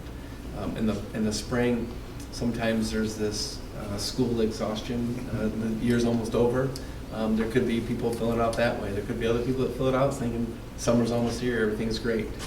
So you always have that. But for the most part, you have the information for both the fall and the spring. I just want to share it with you if you have specific questions so we can review them. There were some highlighted that were some differences between fall and spring, but nothing really stood out as aha, look at this dramatic change from one component to the other. A lot of this stemmed from, do we want to have conversations? We want to share some of this with our diversity and advocacy committee so they can look at that also. To see what kind of feedback we received. Was an anomaly in the fall versus in the spring, and going from there. So this is an outline. We have the same data for students and with staff, but we want to share the community results and put that on our website so people can see what our community feels about the schools and the questions that we asked. That is a quick overview of a lot of work that Stephanie did getting this in a nice format. So it's really cool. Thank you, Stephanie. Still here? There you are, yeah. Okay. Do we know, did we get roughly the same percentage decrease in the number of return surveys with the student and staff, or were they closer to the fall numbers? I don't know. Did you understand the question? I understand the question. I don't have all of those numbers memorized, but I believe the student responses went up in the spring. We did light a little bit of fire under our administrators to get the survey to kids. Because a lot of staff were like, oh, we'll get it to them. And we had like 23 at one grade level at the middle school, and then we ended up getting a substantial level. So our students did go up. Staff was probably about the same. Statistically speaking, they're both valid from the volume that we received. I would say the spring was a little bit more valid with our students just based on, at Riley, didn't get it to a couple of groups until just a couple of classrooms, but now I think statistically speaking, no. Is it our plan to keep doing it every fall and spring? I wouldn't say every fall and spring. I don't want to get through survey exhaustion with our parents, like it's the same survey, but it wouldn't be bad to do this for a while, for maybe every year. I mean, it's a discussion we can have here. I would say once a year, and then maybe we do get back to a cycle. We are getting, just so you know, we're officially on Friday halfway through our strategic plan. which means next January, we start collecting data again, which will have a lot of climate survey, but it's a much more in-depth survey to start the process over again. So I encourage you to look through this. If you have questions, don't hesitate to reach out. Okay, Allendale Township property. So in your packet, you see the request, and this is a board decision to take action if you want to, or not take action if you don't want to.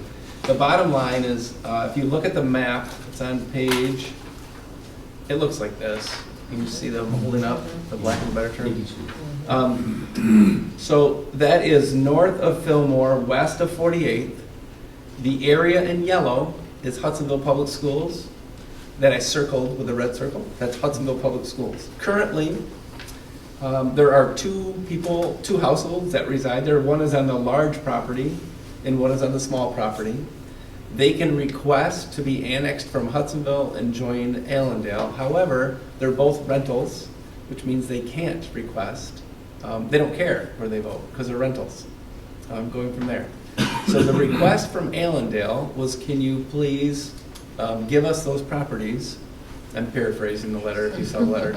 Can you please give us those properties so we don't have to run a separate election when Hudsonville has their non-homestead or their the sinking fund, for example.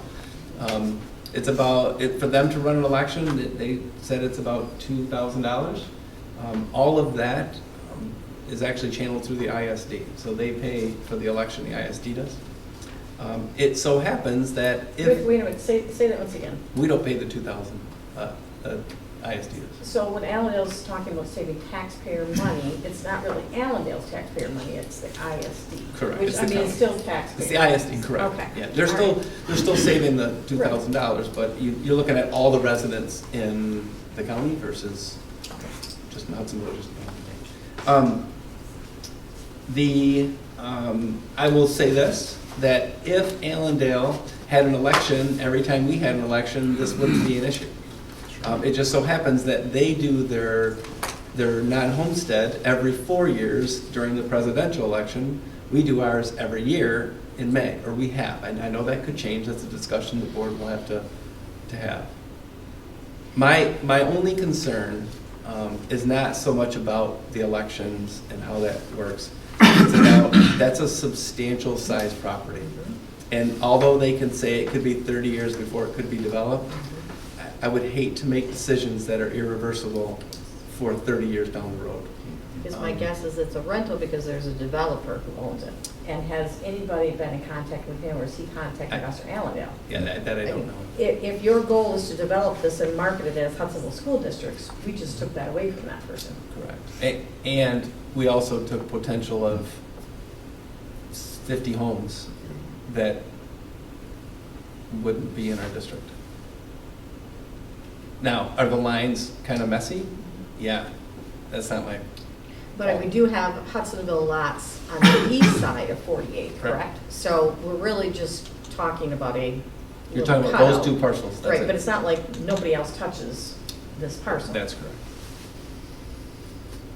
I could lobby and say I think the pink area should be Hudsonville Public Schools. Exactly. I don't. That makes it square. Then they have a bigger election, so now it's worth running, but I don't think that was their intent.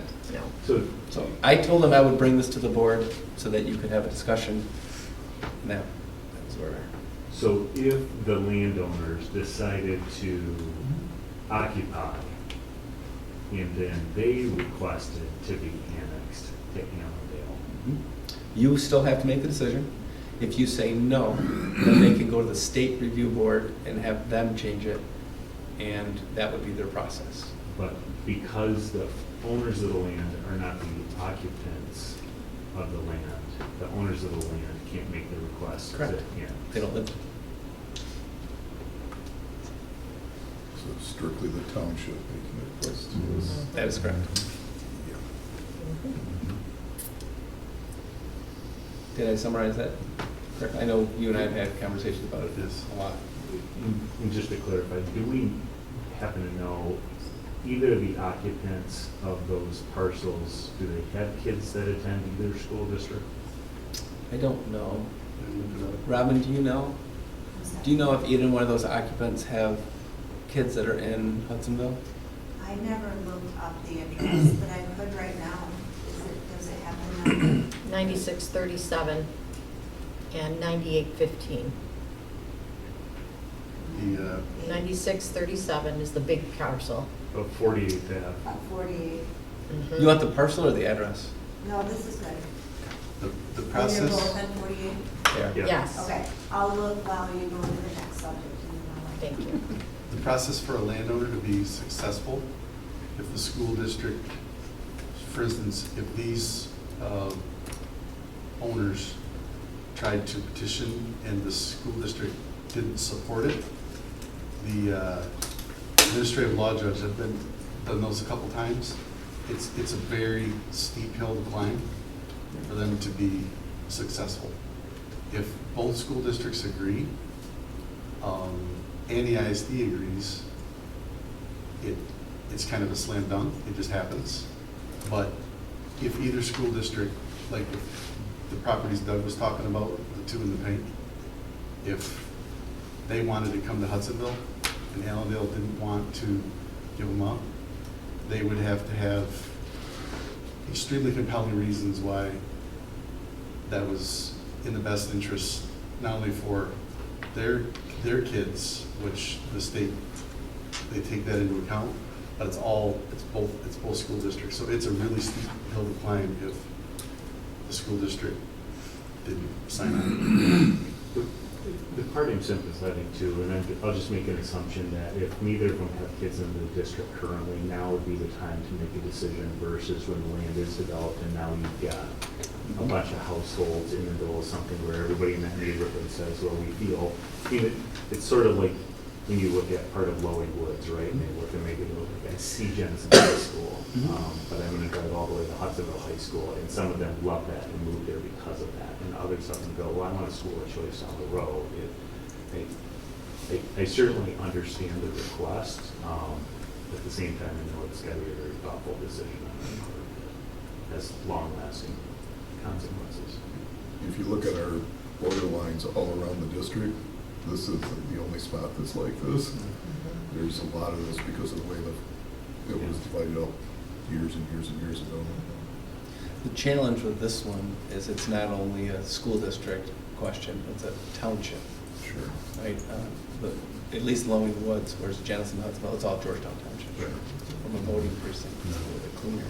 But we've done that. I know, I think when Barb and Ken and I spoke about this several months ago, we knew this could be, we talked about others that we have done, and we have done some of the properties in Lowing Woods when it's 90% of their house is in Hudsonville and 10% is in Jenison and vice versa.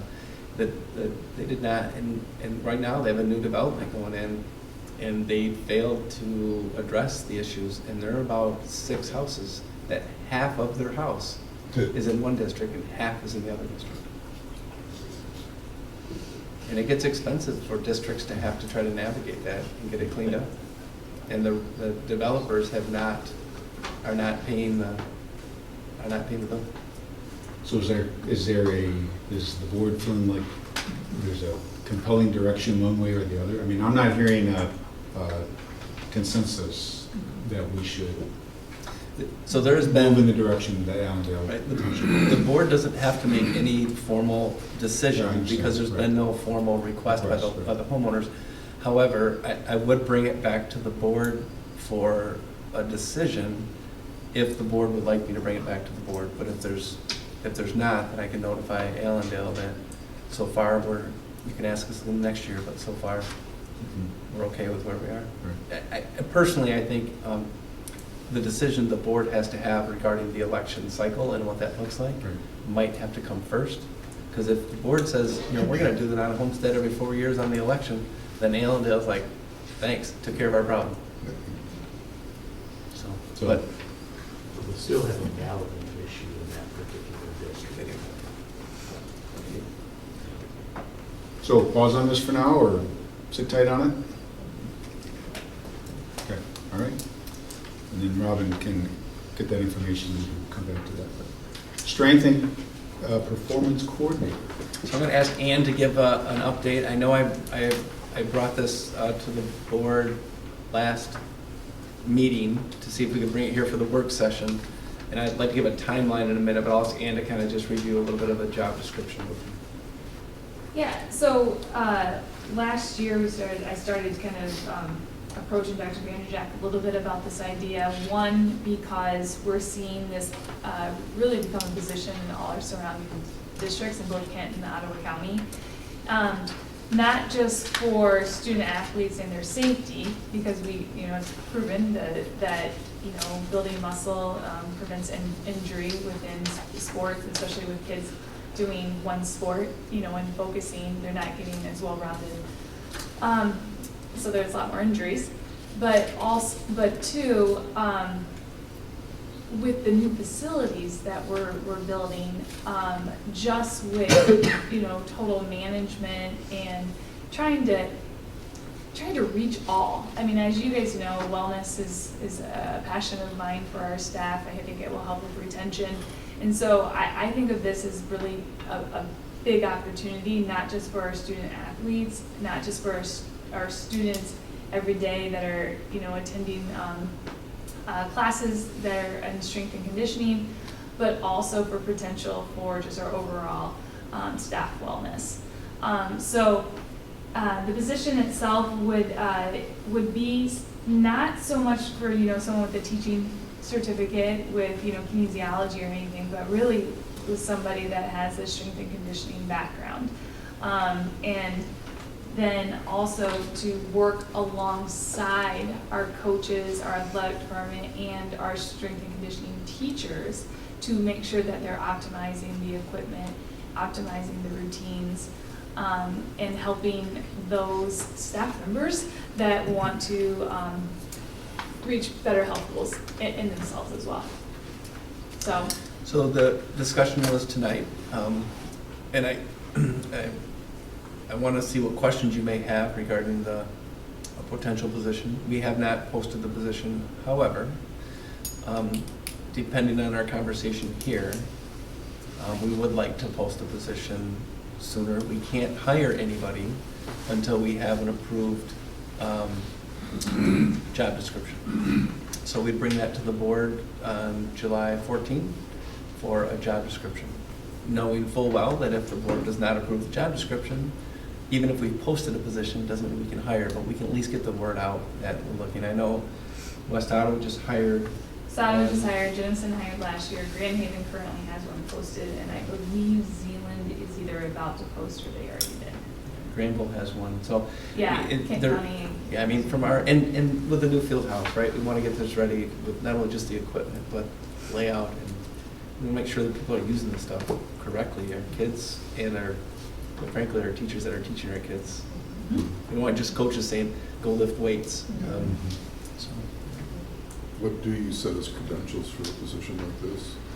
So we set credentials that a bachelor's degree in exercise science, kinesiology or an equivalent, and then there's a strength and conditioning association certification, and then obviously all AED, CPR, things like that. But I will say Leslie Phillips from Jenison, she has the equivalent position as I do. They hired last year, and I got a lot of that information. She said they got excellent candidates, and probably some of the most fun interviews that she had. Just hearing people because we have such a more attractive calendar and time schedule for people that normally do this type of work.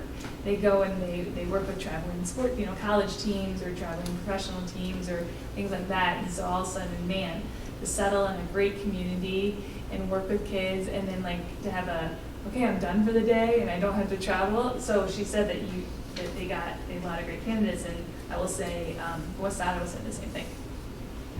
And a beautiful facility that we're building. Yeah. Yes. Good, attractive. If you pick the right font. Pick the right You have no idea. Yeah, is there some thought that there may be some internal people who might be interested? I don't know if they're qualified, but might be interested. There might be, I don't know, I mean, until I put it out there, I Right. won't know. I mean, I think that we have some very passionate coaches and strength and conditioning teachers for sure. I don't know what that will look up against somebody that might have this as their actual job, you know, Sure, so it'll sure. just be interesting. Yeah, I've met former Hudsonville grads who went to school for this and are doing this for university. Mhm. And, I mean, this is a real field. Do we know how many student athletes we have currently? By season or overall? Overall, it's hundreds. Right? It's thousands. Oh, yeah, I feel like I wanna say like 1,800. Yeah, I know I think the latest number, like 73% of our Yeah. kids are involved in some kind of extracurricular. Now, it could be a band, choir, orchestra, but this sounds, I mean, but this person would still be at marching band, right?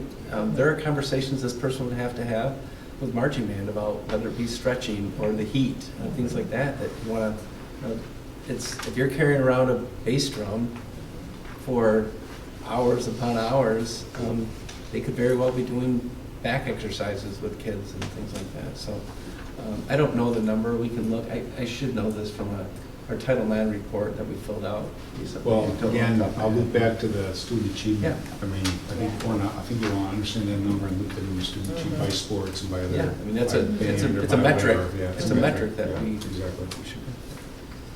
So I think, sorry. I think it's a good idea. Yeah. So tonight you're looking for the nod to go ahead and post. We would like to post. And then we'll approve in tomorrow. July. Yeah, and then hopefully I'll bring you a candidate in August. We will not bring you a candidate at the July meeting 5 minutes after. I'm good, but I'm not that good. But So we'd like to it's not a vote, but anybody strongly disagree with giving the okay to start posting the position? Trying to figure out what Amy's doing. She's taking notes. And I'm taking the Every Okay. time we have another metric, we keep adding it to There we the go. list. Our list is getting pretty long, Okay, but so it's we okay. got the nod. It's a good thing. And Robin says, no current students live at either of those addresses. Okay, to your question, so thanks, Robin.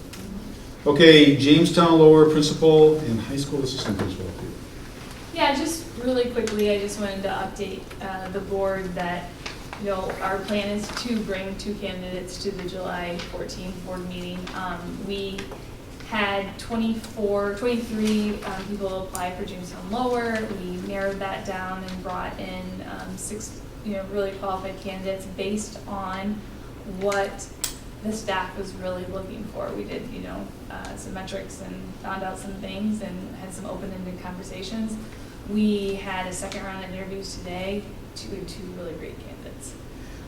So that's where we're at with that. And then Jordan and I, over the next 2 days, are screening about 11 candidates to then hopefully, just with the 4th of July, we were like, you know what, let's take this on between the 2 of us. We'll, get it down to a good group of people to then bring to the panel interview next week. So hopefully we'll be able to bring 2 great new administrative team offerings to the board on the 14th. Excellent. Yep. Great. Good progress. Questions or comments on that? Okay, policy edition. So we talked earlier about graduation policy, and that recommendation we'll be bringing to you for a first reading. If you have questions, please let us know. Here's another policy, 9130. It is referenced 7 times in our board policies or administrative guidelines, but we don't have it.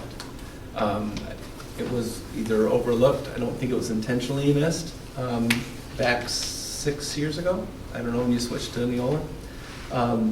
But we'd like to recommend that we add 9130. You can see the recommendations are, they're strike through in red.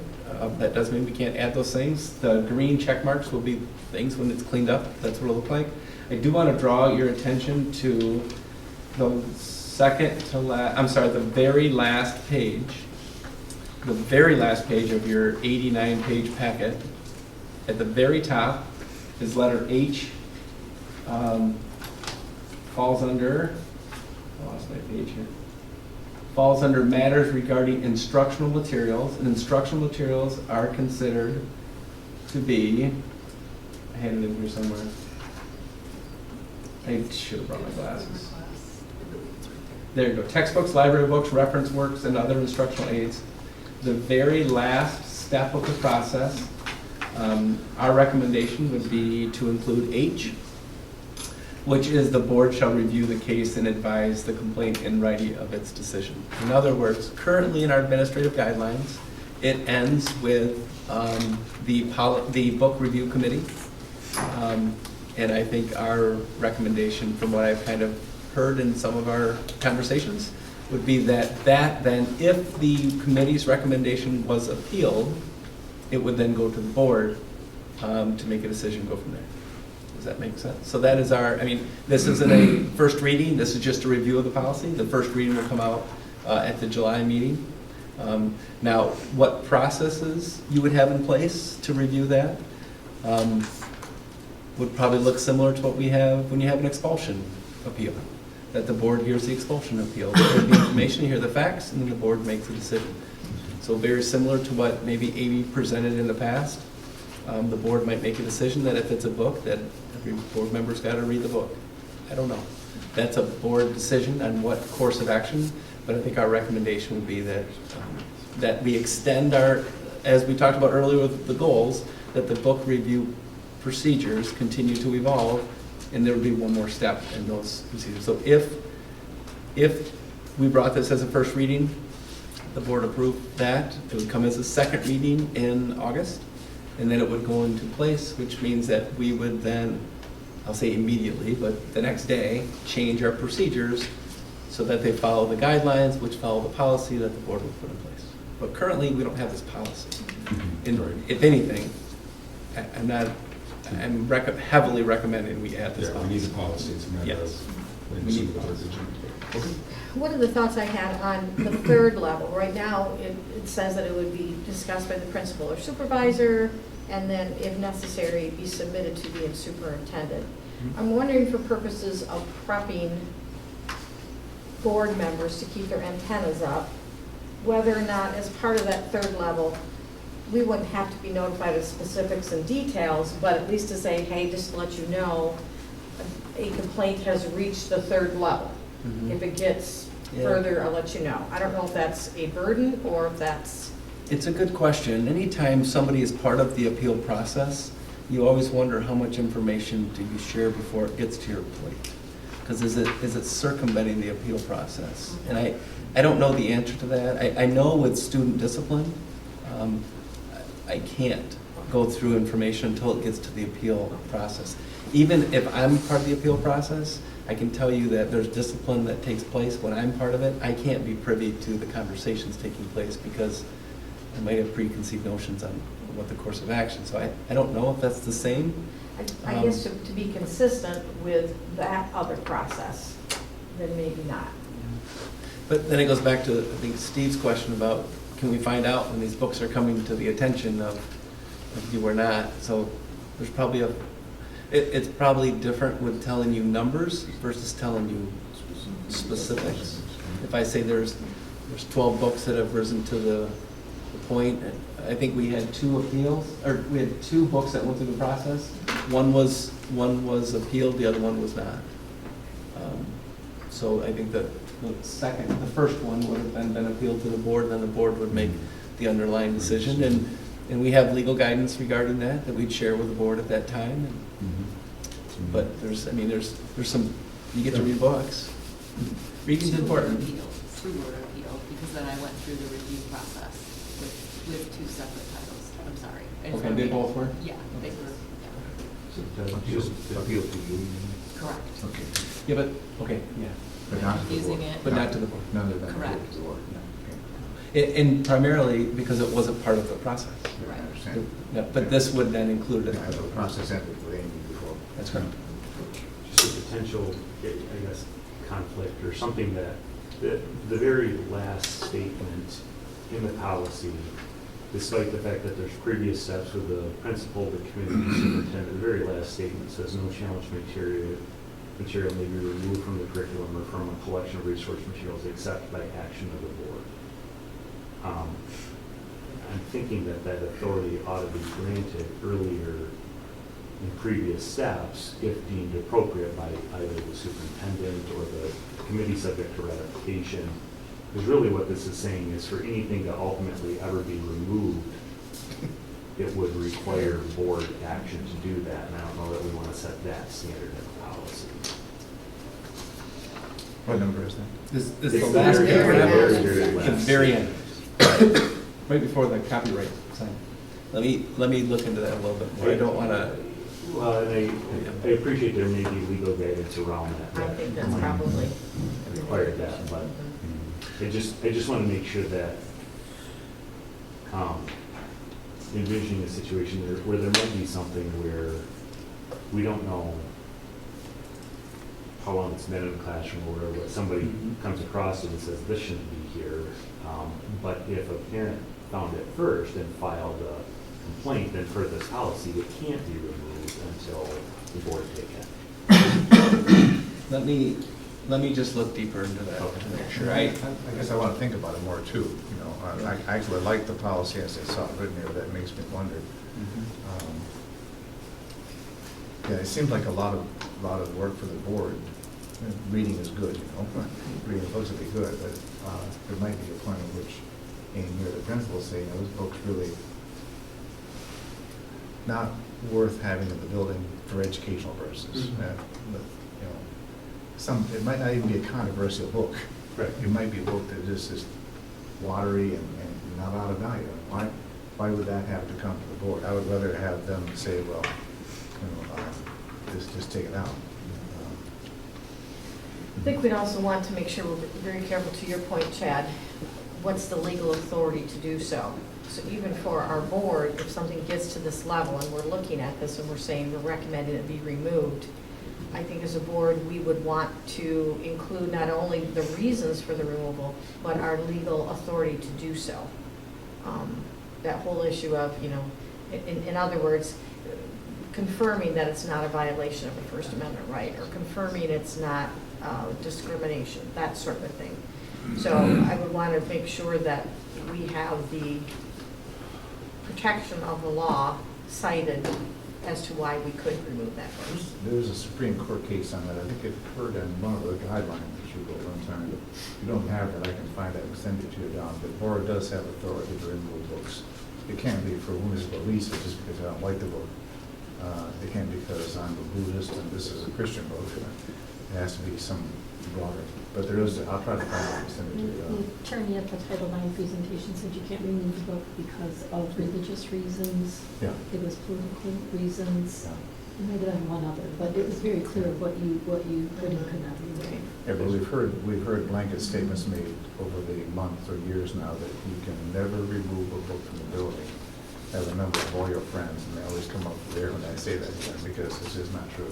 You can remove books from the building, but it has to be for legitimate reasons. Right, and that's what I'm saying, the legal authority to do so would have to be clearly cited, like you just said. We'd say, you know, pursuant to Title IX, whatever. But that's why, it's treading fine line, so as long as we've got our legal authority cited. We do have the legal white paper that we had drafted from Miller Johnson. Okay. That we will share with the board at before our 14th. Okay. I know that this policy isn't just about books. It's Right. not but just to share this with the board. It does address Mark's comment about Supreme Court. It does address the three different areas. It also, the one component that I think it addresses is that the challenges have come, which the procedures to remove books were not followed by the board. So in other words, we had a process for removing a book, for example, and the board says we're not doing that. We're still going to pull a book. That was what was legally challenged. But it outlines the conversation. I just don't know that we want to bind ourselves to the only way to remove something that's still board action. That's another issue which I think I'm in sympathy with you on that. I just think if a teacher looks at a book or the curriculum director and says, well, this really doesn't have much value. And I'm not talking about sexual content. I'm just saying, gee, this book is a piece of weak material. Why don't we just throw it away? I would like them to have the ability to do that without necessarily the board. Although we can read all the books they want us to read, that's fine with me. So. I do want to check that paragraph that we talked about, because I just want to see where it falls. It might only be under, it might only fall under the appeal. That's what I'm Is thinking. that, so I just want to make sure where it falls, and it's hard to tell in the, I have to go back to the original document, see if it falls under the entire policy regarding controversial materials, or does it fall under item 8, or matters regarding instruction. I just got to see where it falls. It feels like it falls at the end of the appeal process, you know? Yeah, that, Yeah. yeah. And it wouldn't necessarily mean that you can't remove it. I don't know if it's tied to H or not. Because technically, if a book is damaged, can you remove the book because it's damaged? I mean, that's pretty comprehensive. I think that it makes sense that they should be able to do that. Well, I'm sure for years and years and years and years, lots of curriculum has been removed without Mhm. ever coming to work. And some people, sometimes they want to remove them because they're damaged, so they can say, somebody took my copy, I need a new book. Yeah, They need a new copy. So we talked about some potential edits tonight. Are you going to look into this and potentially edit this before you send it Yeah, out? well, before you'll the get a first, reading? you'll get a first reading. I gotta be careful sending it to the whole board before the first reading, so that you get a chance to look at it together, but Yeah, I won't be able yeah, to no, I address, yep, I'll be able to address I think the last paragraph was the main Yeah. question. I just wanna see where it falls, and Okay. and I also wanna, I mean, these policies are reviewed by a legal team. Yeah. And I want to make sure that if we remove something, it doesn't violate the legality of the Good point. policy and put you in a vulnerable position But also. will we see, my point is, will we see before the, excuse me, Will we see before the first reading the potential edits? thank you. Yes. Easy for you to say. If you, by the way, if you get this, Okay. if you get this and it's stricken, you'll still see it. Yeah. It just will, Yeah. if you right. think, hey, we can Yeah. pull this, or we add some words, whether it be the Board of Education and or the curriculum department. There Yeah, has to be right. some kind of checks and balances so that you don't, and hire some amazing people, but if somebody could come in and say, I'm gonna bring all these books into my classroom, and then somebody else says, I gotta get rid of all these books. So we gotta manage to do something. One other question I had was, it's been marked to remove within so many business days. Can you tell me where? At the very end, on F 30 and business days? H. And letter F? Yeah, letter F, letter H. If you don't have where you respond within a certain period of time, couldn't this potentially drag on? Like, for example, if you have an expulsion hearing, is there a time frame where it's got to be heard within so many days? The hearing has to take place within 10 days. The decision has to take only because there's attendance laws regarding And people that would be attendance. pretty strict for something like this, but like within 30 I'm trying to think of why we struck struck that. Just a second. Otherwise, this could go on Yeah. and on and on with no resolution. To me, this, when you put within so many business days, we've got to address it, there needs to be resolution to the matter. I'd like to see some days in there too. We were over 100 days just to gain the first report on half of the yellow sun. And if we don't have some days in there, we don't have any parameters to do. Don't remember why we took that out. Probably because you know I read slow. Well, I We think do there have are 10 always challenges, right, with when you have you have a book, I don't know how many pages, 650, and you're having, community members read. It was over there was spring break in there. I mean, I Right, but- understand that. I'm just But trying to if we think just of what's a look at good number. H, If we just look at H, the board shall review the case and advise the complainant in writing of its decision. That means that it's come to the board. And how many days would the board have to make resolution to it? It could be 30 days, it could be 45 days. It could be 60 days, it could be 90 days, whatever you want. I just, So can I just to get a sense, what would be a reasonable time for F and for H? Because both of them, we struck the number of days. Well, I think, before I answer the question, I think you could still ask for extensions. I think the board has authority over all the policy, policies as we want to, but I would think there'd be some, if you put in, for instance, 60 days for the first one here, it says 60 days, and with the understanding, if you want to put it in writing, maybe do that too, that there could be a request of the board to extend that time. But just to not have any drop dead time in this, I'm uncomfortable with that. The book guidelines state 30 school days for completion of the book review process. In the incident of 1,000 Splendid Sons, it was because a parent dropped off at the last minute, so we had to restart. So I would say 30 days. I would say 30, The 30 or reality is- 45. So And if- this if- is school days instead of, this is business days, I would stick with that same process. I mean, let's just check this for a second. What happens if we miss the 30 days? It doesn't automatically remove material, it just means we are out of violation, or we're in violation of our own policy. There's no additional, we're accountable We to can us. recommend ourselves for. We can, so I'm comfortable with, 30 seems reasonable. I do like the idea of putting a clock on it that will I do too. try to provide an answer within that. It keeps us moving, but the consequences of missing that date are with us. Yeah, Yeah. yeah. So not like 30 days. So what if you did 30 and 30? You can. Yeah, and I would do school days like We- Dawn Yeah, said. We do have, so we can take it out of guidelines then? 'Cause it's in the guideline that we follow. Mean 30 work days. days. Oh. See, a lot of times we don't put it in policy because we have it in the procedures that we follow. But Does that make the book sense? guidelines, for example, need to be updated then to reflect that do those guidelines need to be reflected to reflect this policy? They will be, but they already have the 30-day window in it. Yeah. The guidelines, the procedures that we follow. Yeah, generally speaking, this policy will drive the book guidelines. Yes. All the way across, but I think 30 and 30 would be good Mhm. for a starting point. If we want to change it, we can do that. Yeah.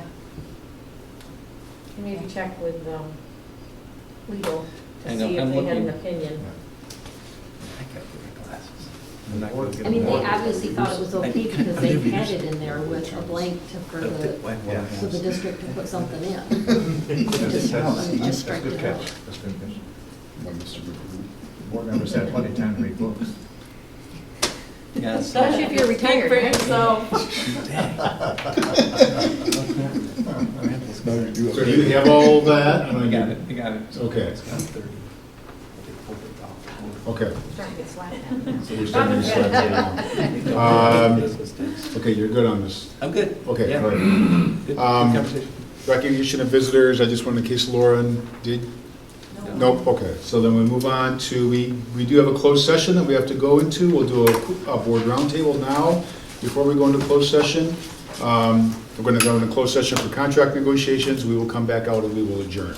So you're welcome to stick around for that, but that's going to be the next couple of actions. So with that, Mr. Davis, you want to kick us I'm off? all on set. the table? Thanks very much. Good? I've said plenty. Okay. Good. I'm good. Good. Good. Okay. I didn't get to say anything. I do want to thank Pat and his team. Nearly a $92 million budget is substantial for the work that, and the stress. You've been very pleasant the last several years. But I just want to, I mean, that's a huge undertaking with moving parts from the federal standpoint, the stimulus money, Yes. the ESSER fund, the grant dollars. Not enough can be said about the amazing work that him and his team did. So I know we have a great team here. With all of you guys are all amazing, but shout out to your team, Pat. Yeah. So, yeah.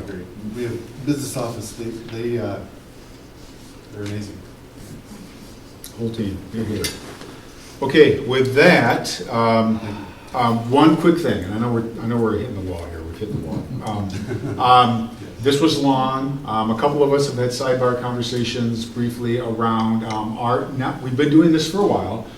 We've learned some things through the work sessions, the extended work sessions, and it's good. Are there some ideas for how we want to streamline these or break them into two or something like that? So I'll just send out a note to the board, say, hey, give me some ideas, some feedback, and we'll tee that up at the next 4-hour work session. No, we'll tee that up. We'll tee up some conversation around that. Again, I'm not saying we don't do this, I'm just saying we've been doing this a while, we can learn, and we'll see if anybody has any suggestions. So with that, we will go into closed session where?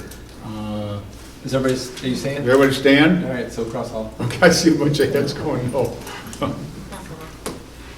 I'll make a motion that we go into closed session. Okay, support, motion by Don, or closed session, support from Steve, okay? Yes. Yes. Yes? Yes. Yes. We are in closed session.